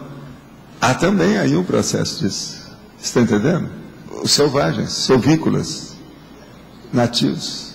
São os autóctones que mudam. Então, por exemplo, a gente quando fala em autóctone, fica parecendo que é só aquela pessoa que nasceu e ficou ali. Mas nesse caso é o autóctone da região. Ele não para naquela região. Então eles mudam, né? As cabanas, o vilarejo, no caso, os indígenas mudam tudo. Leva tudo com eles. Desde as ocas até as ocaras, não é assim que o cara fala? Desde as ocas às ocaras. Vai tudo. No caso aí é a cabana e o barco, não é isso? Vai tudo junto. Ocas e ocaras. Tá certo? Pode falar. Professor, eu estava pensando aqui, lendo esse verbete de hoje, o senhor fala que é uma definição de viver assentadamente, né? De forma assentada. E eu estava fazendo uma correlação com a questão do autoencantoamento cosmoético que começa, pelo menos eu estou sentindo isso, a acontecer quando você vai fazendo mais movimentos nessa direção de assentar dentro do processo da Cognópolis. Então a minha ideia seria fazer uma correlação disso com a recíproca. O que eu estou sentindo mais é você começa a ficar mais lúcido que tem que mexer no que você está pensando a todo momento. Né? O que pode ajudar a pessoa a, dentro da autodesassedialidade desse processo que começa a ocorrer de forma mais intensa? Não sei se ficou claro. Aí é você juntar a sua situação, qual é o próximo passo da sua reciclagem intraconsciencial em relação ao processo no caso aí, da geopolítica. A geopolítica é a geografia política, do que é que você está mudando. Qual a relação disso? Agora, o que eu quero te dizer, a intrafisicalidade ou a intraconsciencialidade aí no caso, ela aparece no fim. Mas a coisa mais séria dessa geopolítica para ver esse processo do exílio é a ressex, não é a recim. Tem que começar pela ressex. Você tem que plotar, assentar, fazer um embasamento fundamental mesmo, real da coisa, pelo processo fora. Por quê? É a geopolítica. A geopolítica não é intraconsciencial. Você entendeu? Tá, posso dar Ela tem as conotações, reflexos, derivações. Mas o problema é que você decide dentro de você para fazer um processo externo. Entende? Então, uma coisa é diferente da outra. Então, pense bem na ressex, para depois você pensar na recim. Tá, um exemplo disso, por exemplo, é uma mudança de base física. Lógico. A mudança do domicílio, como nós chamamos. Agora, veja. Aonde que é que começa a implicar tudo? Na questão da recim. Você pratica o TENEPS, então precisa de ver isso. Tá. Agora, vamos supor que amanhã você tem o OFIEX, isso não vai ficar mais sério. Então, olha, a geopolítica, como é que influi nisso? Eu, na minha vida, você veja bem, eu tive 3 domicílios. Agora, a prática da TENEPS minha, eu fiz em 3. Esse aqui é o 3º domicílio que eu faço, oficialmente. E outra coisa, teve lugar, por exemplo, no Rio, que eu fiz em vários lugares, porque eu tive apartamento em outros lugares. No Rio, por exemplo, só na Zona Sul, eu estive por temporadas, assim, às vezes anos, meses, em 5 locais diferentes. 5 não, 6, porque teve mais um outro que eu fiz até, eu fazia lá a recepção no outro, que eu tive que limpar um apartamento para acabar com os ratos, barata, etc. Tal. Então a gente tinha que sair daquilo, né, por causa da alergia em todo mundo. Então eu morei no Rio, mais ou menos em 6 locais diferentes. Agora, tudo na Zona Sul, de propósito, Ipanema e Copacabana. Agora, Copacabana, eu morei desde o Leme, eu passei uma vez 3 meses na Aurelino Leal. Eu aluguei um apartamento de andar inteiro lá de um colega meu. Depois eu morei na Domingos Ferreira, um apartamento alto, grandão lá, uma temporada, para poder acudir a minha clientela, que era uma loucura, que era na Figueiredo Magalhães, lá pertinho. Então, para ficar perto, porque era muita gente, uma loucura em cima de mim. Agora, depois, eu morei no Início de Ipanema, que é o apartamento que eu tinha lá, na Gomes Carneiro. Depois, eu morei na Visconde Pirajá, em 2 lugares diferentes. Então, isso tudo no Rio. Agora, você veja bem, eu pratiquei TENEPS nesse lugar todo. Só na minha terra que eu nunca pratiquei TENEPS, porque eu saí de lá com 12 anos. Só comentando esse assunto do Igor, morar aqui, exatamente aqui no bairro mesmo, né, próximo à região, no meu caso, a gente usou muito o processo das reciclagens. Então, vejo que, mesmo morando tudo potencializa quando você junta a força. A união aumenta a força. Então, você potencializa. O óleo pensante já está favorável para isso. Aqui, com o passar do tempo, as pessoas vão ver. Tem aquele processo que a gente falava na época da cooperativa, que quando nós fizemos o laboratório da TENEPS, eu chegava para a pessoa e falava assim, você entra no laboratório da TENEPS e compara com você fazendo a TENEPS na sua casa. Qual que é o mais forte?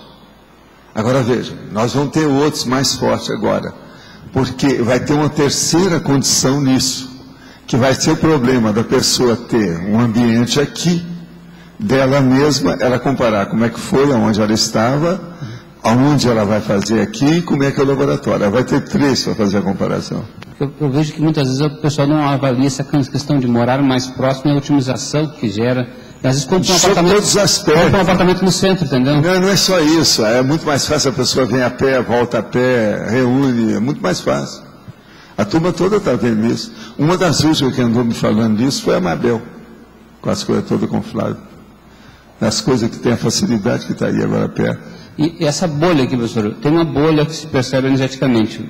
Ela tem um raio assim, de atuação que você percebe? Tem, a bolha eu já escrevi sobre isso, né? Você já viu aquele negócio que eu já falei, o problema do calor, aquele negócio todo, o processo da energia. Eu preciso de ler aquilo, que eu já coloquei uma opção de detalhe naquela situação para mostrar o que era. Agora, tudo aquilo eu falei por causa daqui. Eu escrevi aquilo na ocasião, foi por causa desse processo aqui. Não, balneário, mas tinha o negócio da bolha também, que eu falei, eu fiz até artigo específico sobre isso. Tudo já foi publicado. Professor? Que fala sobre o calor, a bolha de calor, eu comparo a situação, uma coisa com outra, como é que é, o problema extrafísico, o que acontece. Que é a eletrosfera, é o processo da psicosfera da pessoa.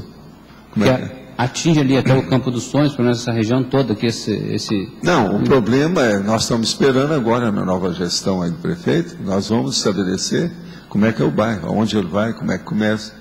Isso tudo é eles, é a prefeitura, com a situação toda, a Câmara de Vereadores, tudo.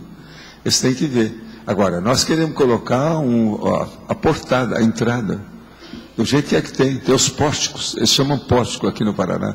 Nós vamos colocar, tem que examinar onde é que começa. Eu só queria ver assim, hoje, atualmente, essa ação mais forte, extrafisicamente dessa outra bolha... coisa, esse bairro não vai ser pequeno, não, porque ele vai pegar uma boa parte das cataratas, tá? Um pedaço da estrada. Eles já examinaram, o César andou vendo isso. Esse é o processo mais amplo, né? Mas agora, hoje aqui existe um core, um núcleo, que já está bastante, vamos dizer assim, enraizado nessa questão. E é por isso que a gente fala sobre isso, o processo de Foz do Iguaçu, CAEC, Matriz, a base, entende? Que o povo às vezes não está entendendo.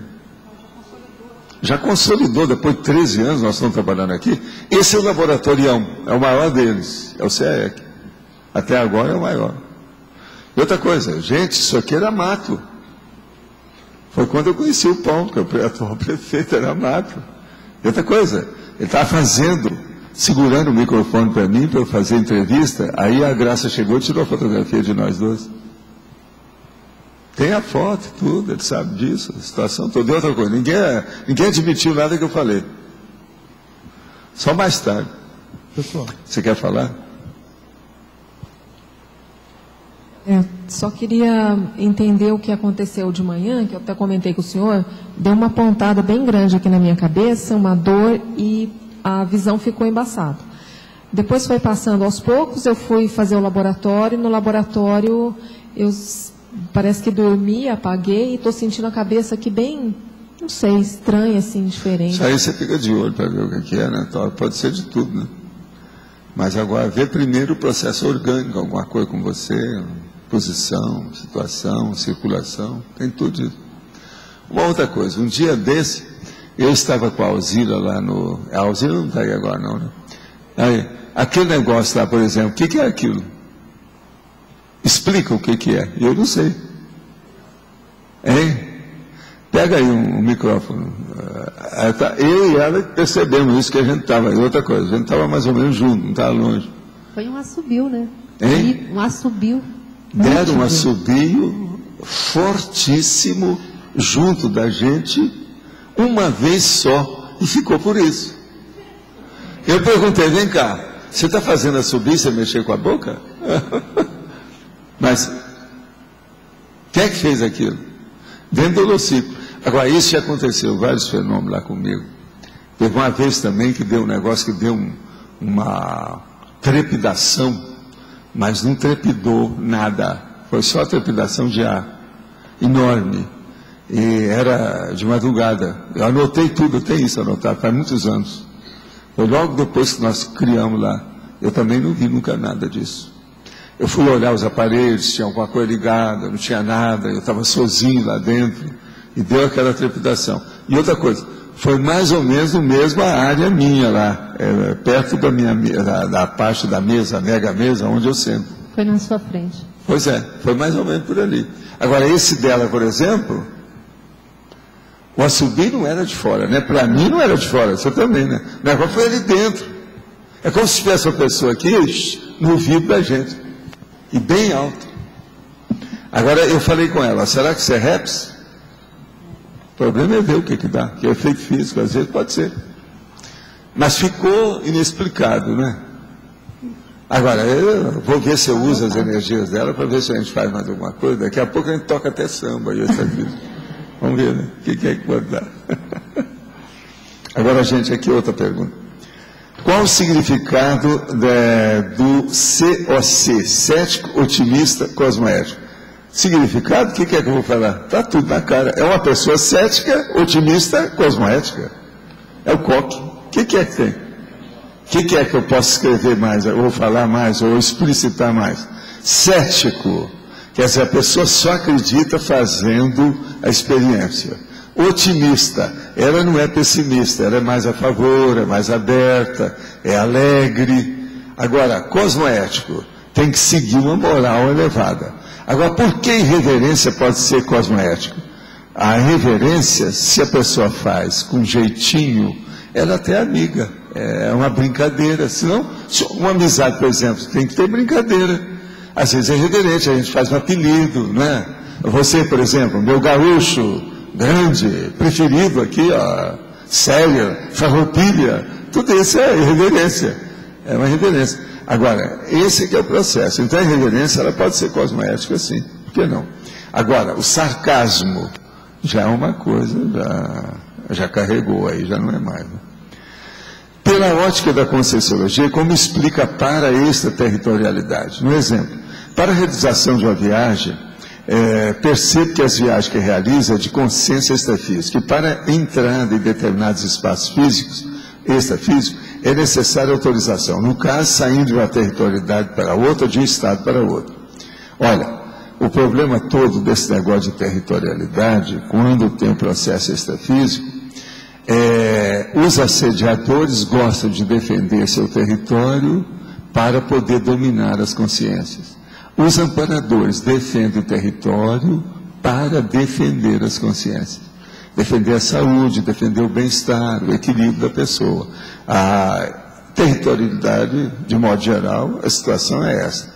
Agora, o problema é esse, cada pessoa tem que examinar aonde ela está, o que acontece, por que houve isso, enfim, arranjar a explicitação dos fatos e parafatos que acontecem em relação àquelas consciências. Eu não sei mais o que é que a gente pode expor aqui. Agora, a base é ver essas duas coisas. É positivo, é negativo? É assediador, é amparador?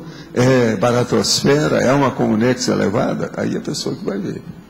Outra coisa, uma área física, a pessoa sai do corpo. Ela tem que ver que tem a área física baratrosférica, tem outras áreas físicas que não são.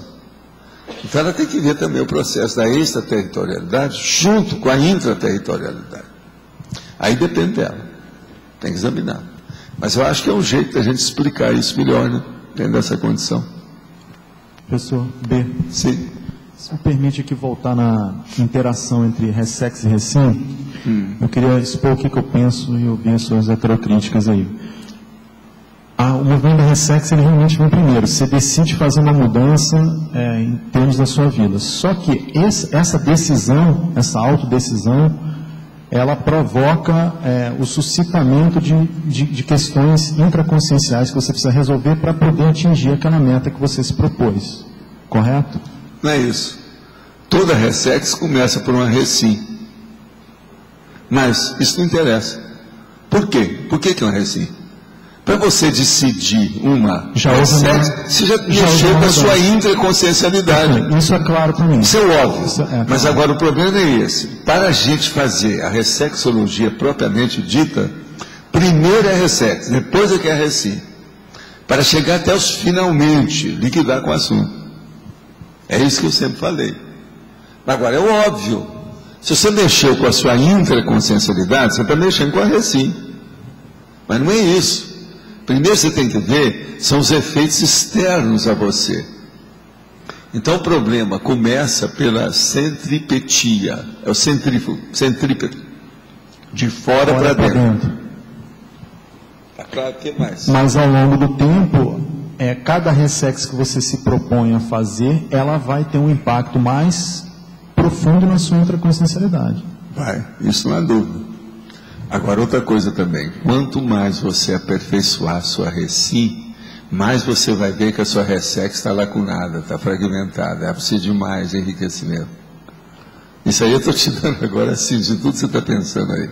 Eu vou repetir. Tá, por favor. Quanto mais você ampliar e aprofundar, ter explicitação e autocognição da sua reciclagem intraconsciencial, mais você vai ver que a ressex que você fez lá nos seus primeiros momentos, a coisa toda que você começou, que ainda é muito pobre, que é fragmentária, que é laconada, que é fissurada, que tem muita coisa ainda para ser preenchida e enriquecida. Faz sentido. Não, isso tem lógica. Agora, a conscienciometria é a melhor ferramenta para isso daí. É a conscienciometria, a consciência-terapia também, né? E outra coisa é o processo da autorreflexão com o recolhimento íntimo, mais demorado. Então, os laboratórios nisso aí são fora de série. Tá. Professor, sim, aqui no B. A gente frequenta uma casa e que quando a gente ia, no início, a gente se sentia meio cansado. Mas com o passar do tempo, o que eu comecei a notar? Que nessa casa a gente tinha grande facilidade de sair do corpo propicial. Eu tive uma projeção e eu acabei vendo sair que é tipo um hospital extrafísico, que tinha, era como se fosse um hospital, era um corredor com um monte de gente sendo atendida, assim. A minha pergunta é o seguinte, como a gente se sente em lugares que tem esses equipamentos extrafísicos funcionando em paralelo? O problema todo é que às vezes você pensa que aquilo tem lá uma conotação, vamos dizer, next door, contigo, uma está tendo interação com a outra, às vezes não é, é distante.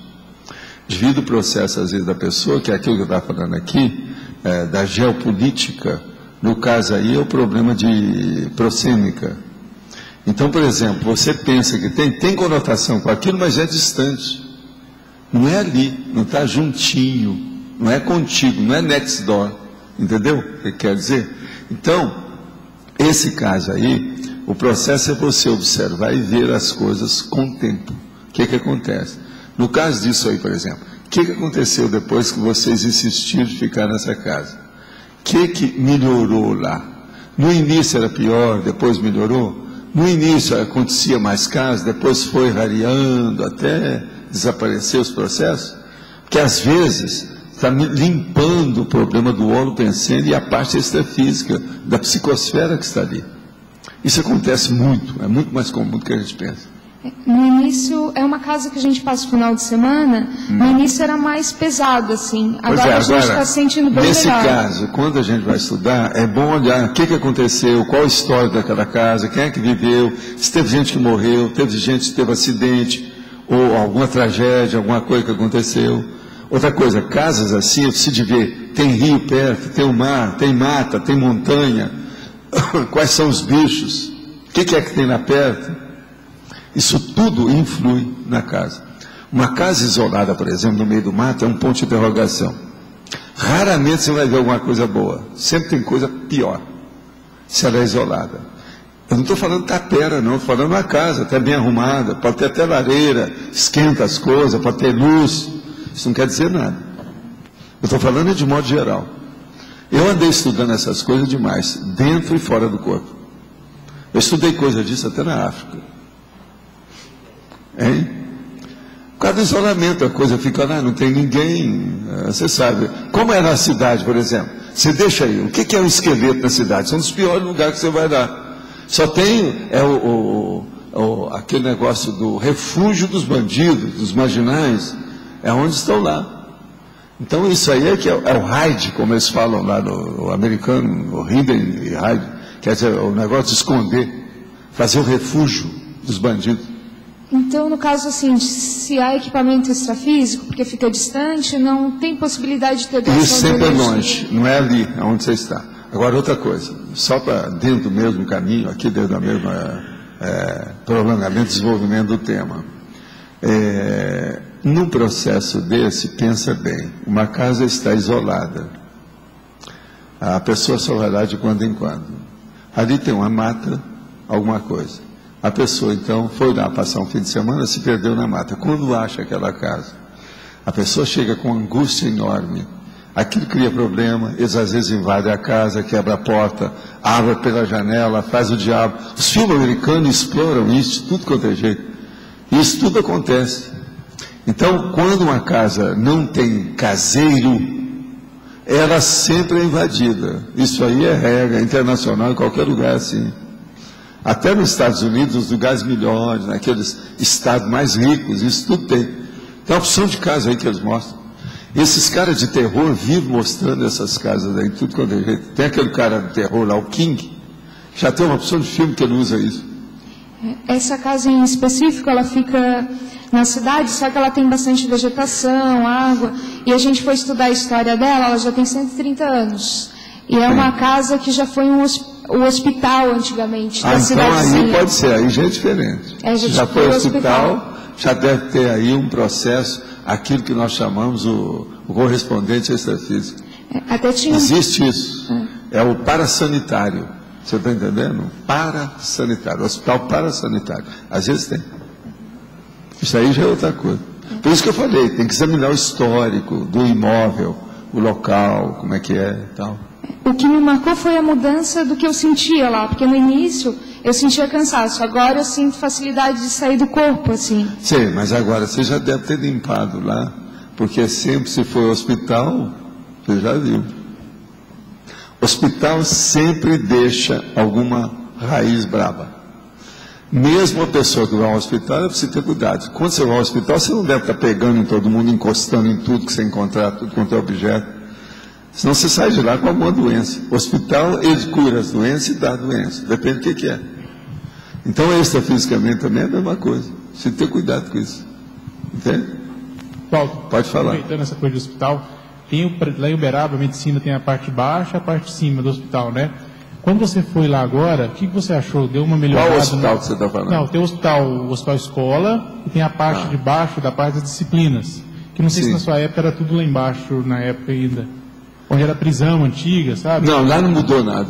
Não melhorou nada. Aonde tem a masmorra não mudou nada. É aquela que a Marina foi lá. A Marina está aí, não? A Marina viu lá um negócio que eu falei com ela para ver. Ela também pesquisou isso. Lá não mudou nada. A última vez que eu fui, está do mesmo jeito. Né? Lá tem um trecho lá. Agora, ó, eles tiraram a anatomia de lá. Lá está como se fosse um lugar de depósito, não sei o quê. Tinha outras coisas no lugar. Não tinha mais o departamento de anatomia, não. Agora, aquilo lá é o seguinte, parece que aquilo vem do século XIX, né? O negócio é muito antigo ali. E outra coisa, aquilo era prisão regional. Agora, a turma arranjou para melhorar, aquilo lá desestigmatizou. É um anti-estigma ambiental e local, entende? Sim. Foi bom. Mas extrafisicamente não melhorou tanta coisa ainda. Não, já melhorou muito em relação com o que era. Aquilo ali era terrível no início. Quando nós fomos lá na década de 40, melhorou demais. O ambiente era pesado. Eu cheguei a visitar os presos, fiz assistência lá na época do Espiritismo. Eu conheci tudo lá. Agora, o pior é aquele caso que aconteceu comigo, que aí tinha o doutor Olavo, que era o professor, e eu, como trabalhava lá, ele às vezes me apertava, gostava de brincar comigo, a gente conversava muito, era muito amigo, um grande cara. Eu aprendi muita coisa com ele. Era o professor de anatomia. Então ele me mandou fazer lá a dissecção, etc., da situação toda. E às vezes a gente entrava e a gente começava a fazer mesmo outras coisas mais sérias, porque tinha que atender os cadáveres que chegavam. Agora, um dos cadáveres que chegou, que eu fui o primeiro a mexer, quando eu olhei, era um cara que era meu amigo, que eu vivia dando algum dinheiro para ele, que ficava na praça. Morreu, não tinha ninguém, era personalidade de rua, chegou lá dentro. Era o cara que eu vi. Foi um dos primeiros que eu atingi nesse local. Agora, foi lá também que uma vez que eu saí, eu vi um cara de pendurado na forca, lá dentro, perto de uma das portas. Eu olhei quando eu vi aquele cara enforcado. Entende? O ambiente era pesadíssimo no início. E outra coisa, eu não podia falar nada nisso. Esse Olavo, por exemplo, não admitia nada de processo fora da matéria, o problema é a anatomia e fio de papo da célula. Bem, foi no mesmo lugar. Mas, gente, o que mais quer que tem? Tem mais alguma coisa aí que nós estamos, que ficou mal parado, precisa de clarear? Como é que nós estamos? Ô Rosa, você chegou depois, você hoje foi retardatária. Eu quero. Retardatária, quando eu falo, gente, não é uma coisa negativa, não, às vezes é afetiva. O caso todo é o seguinte: 1070, 3 páginas, 42 logias e 10 máximas. Então pode ser. Às vezes você está certo, eu estou só te falando. Agora, ó, estrangeirismo, antagonismo e filiologia, você pode aumentar aí, que faltam só 3 cada um. Tá certo? De modo geral, a situação é essa. Sim.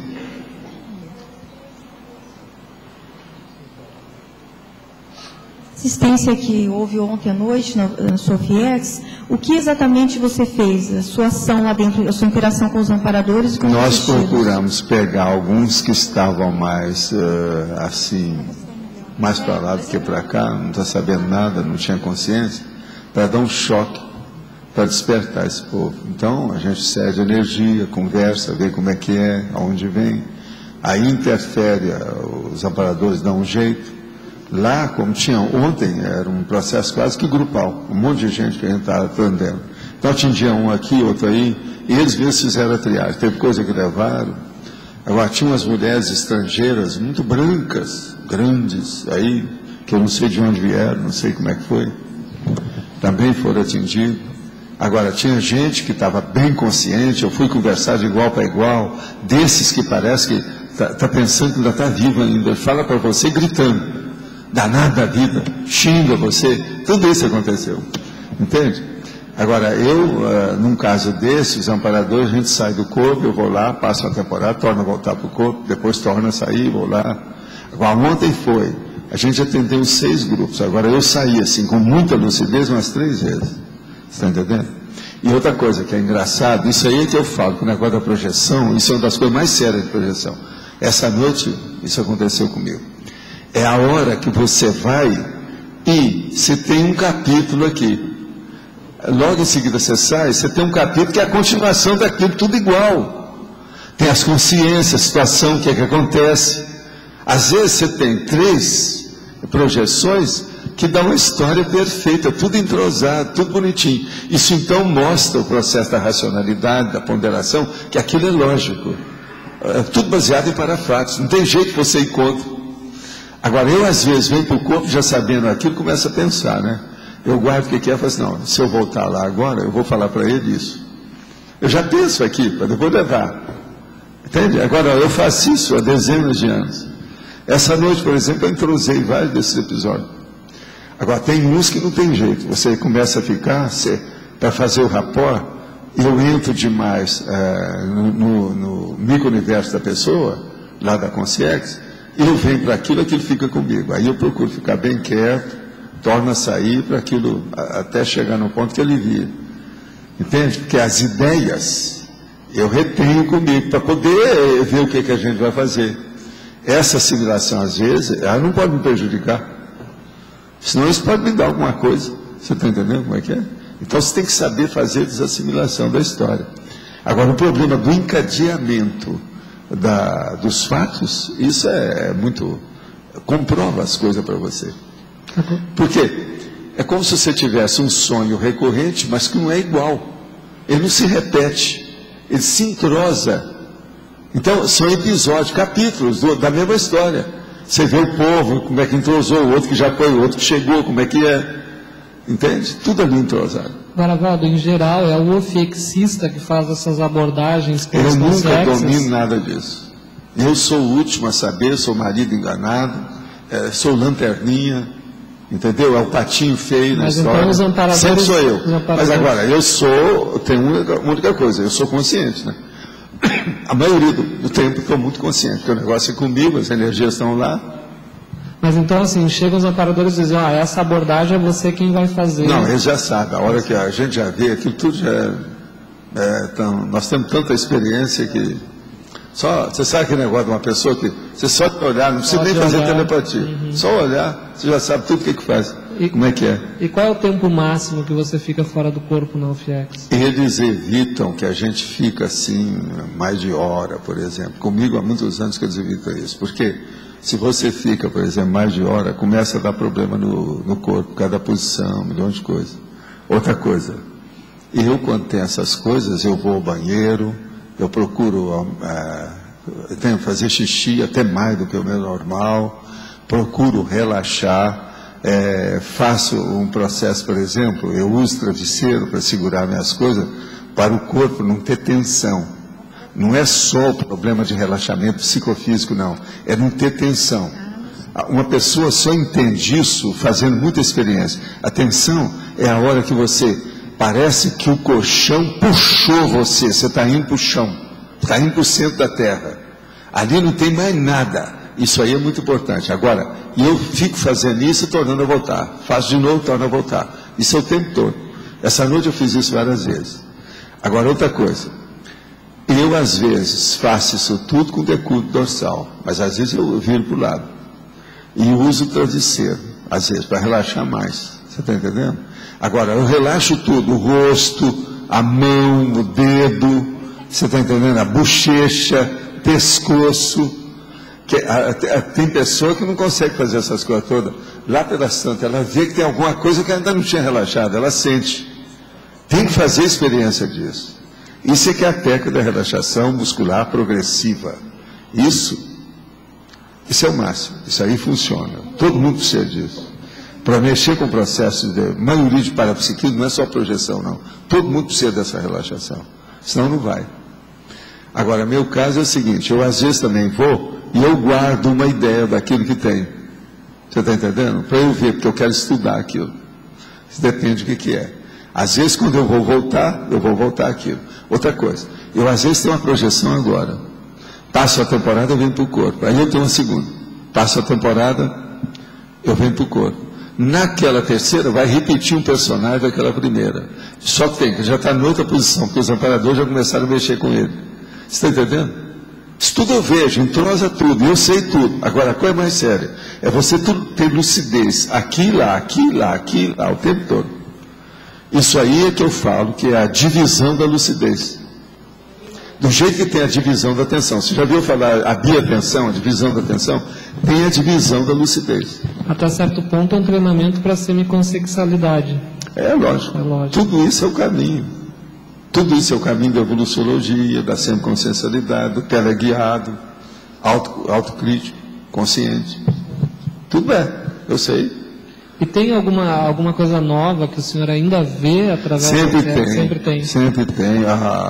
O mundo extrafísico é um pouquinho grandinho, como eu falo. Então, ele traz muita surpresa. Quando você menos espera. Agora, as coisas que mais criam problema são as reações conscienciais das consciências. Que você vê, mas como? Você não vê, essa não era para fazer isso. A gente devia ter superado isso. Você não entende.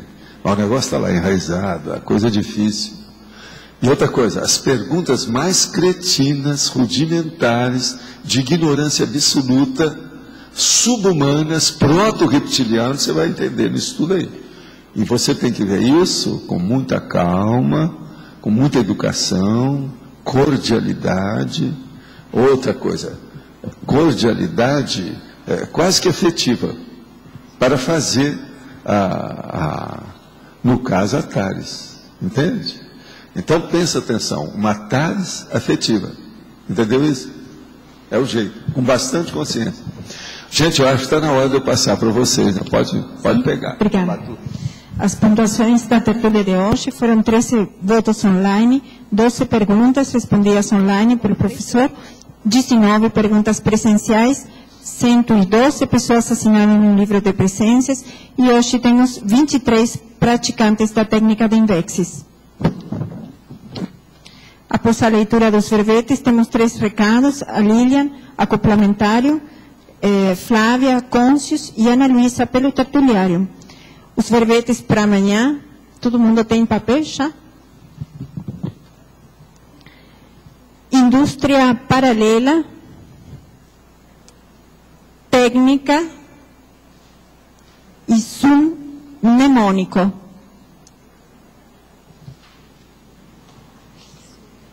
Eu gostaria de passar as pontuações do acoplamentário nesse ano de 2008. Então, a gente fechou com 11 acoplamentários em 2008, totalizando desde o início do curso, desde a construção do curso de 2003 até 2008, 59 cursos realizados. Tivemos mais de 3.279 atendimentos, dentre eles 1.381 homens, 1.980 mulheres, 1.091 tenepsistas e 945 alunos novos de primeira vez.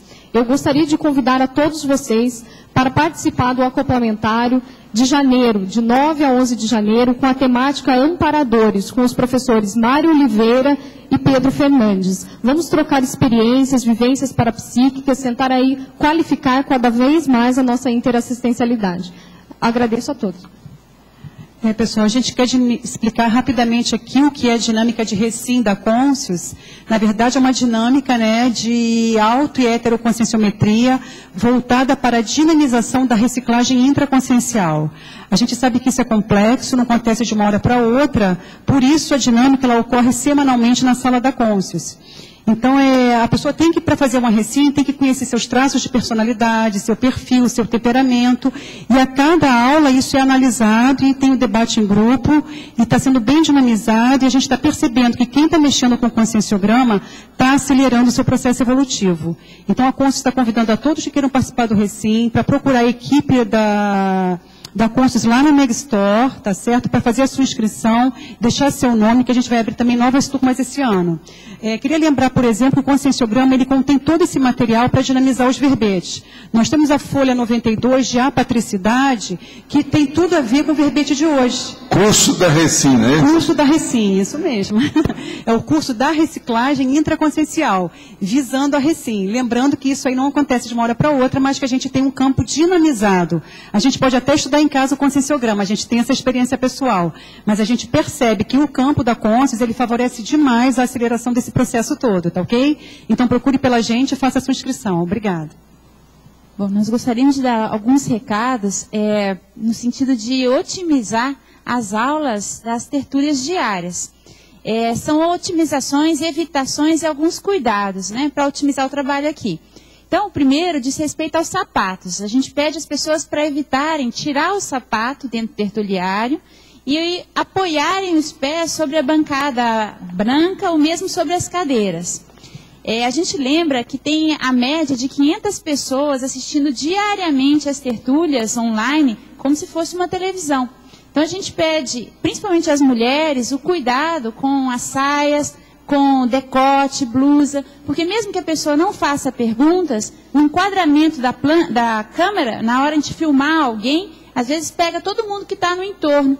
Então, é necessário esse tipo de cuidado em função do tipo de trabalho que está sendo feito. E o último aviso é sobre garrafas. Só são permitidas as entradas de garrafa de água.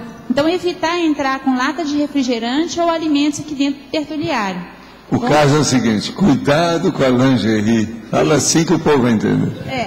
Com a lingerie, com a saia, com os shorts, ficar atento a isso, tá certo? E os pés também a gente pede para evitarem tirar o sapato ou apoiarem sobre a bancada.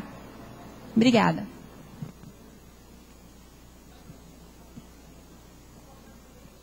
Zoom mnemônico 39. O verbete para amanhã será Zoom mnemônico com 39 votos. Boa tarde, até amanhã.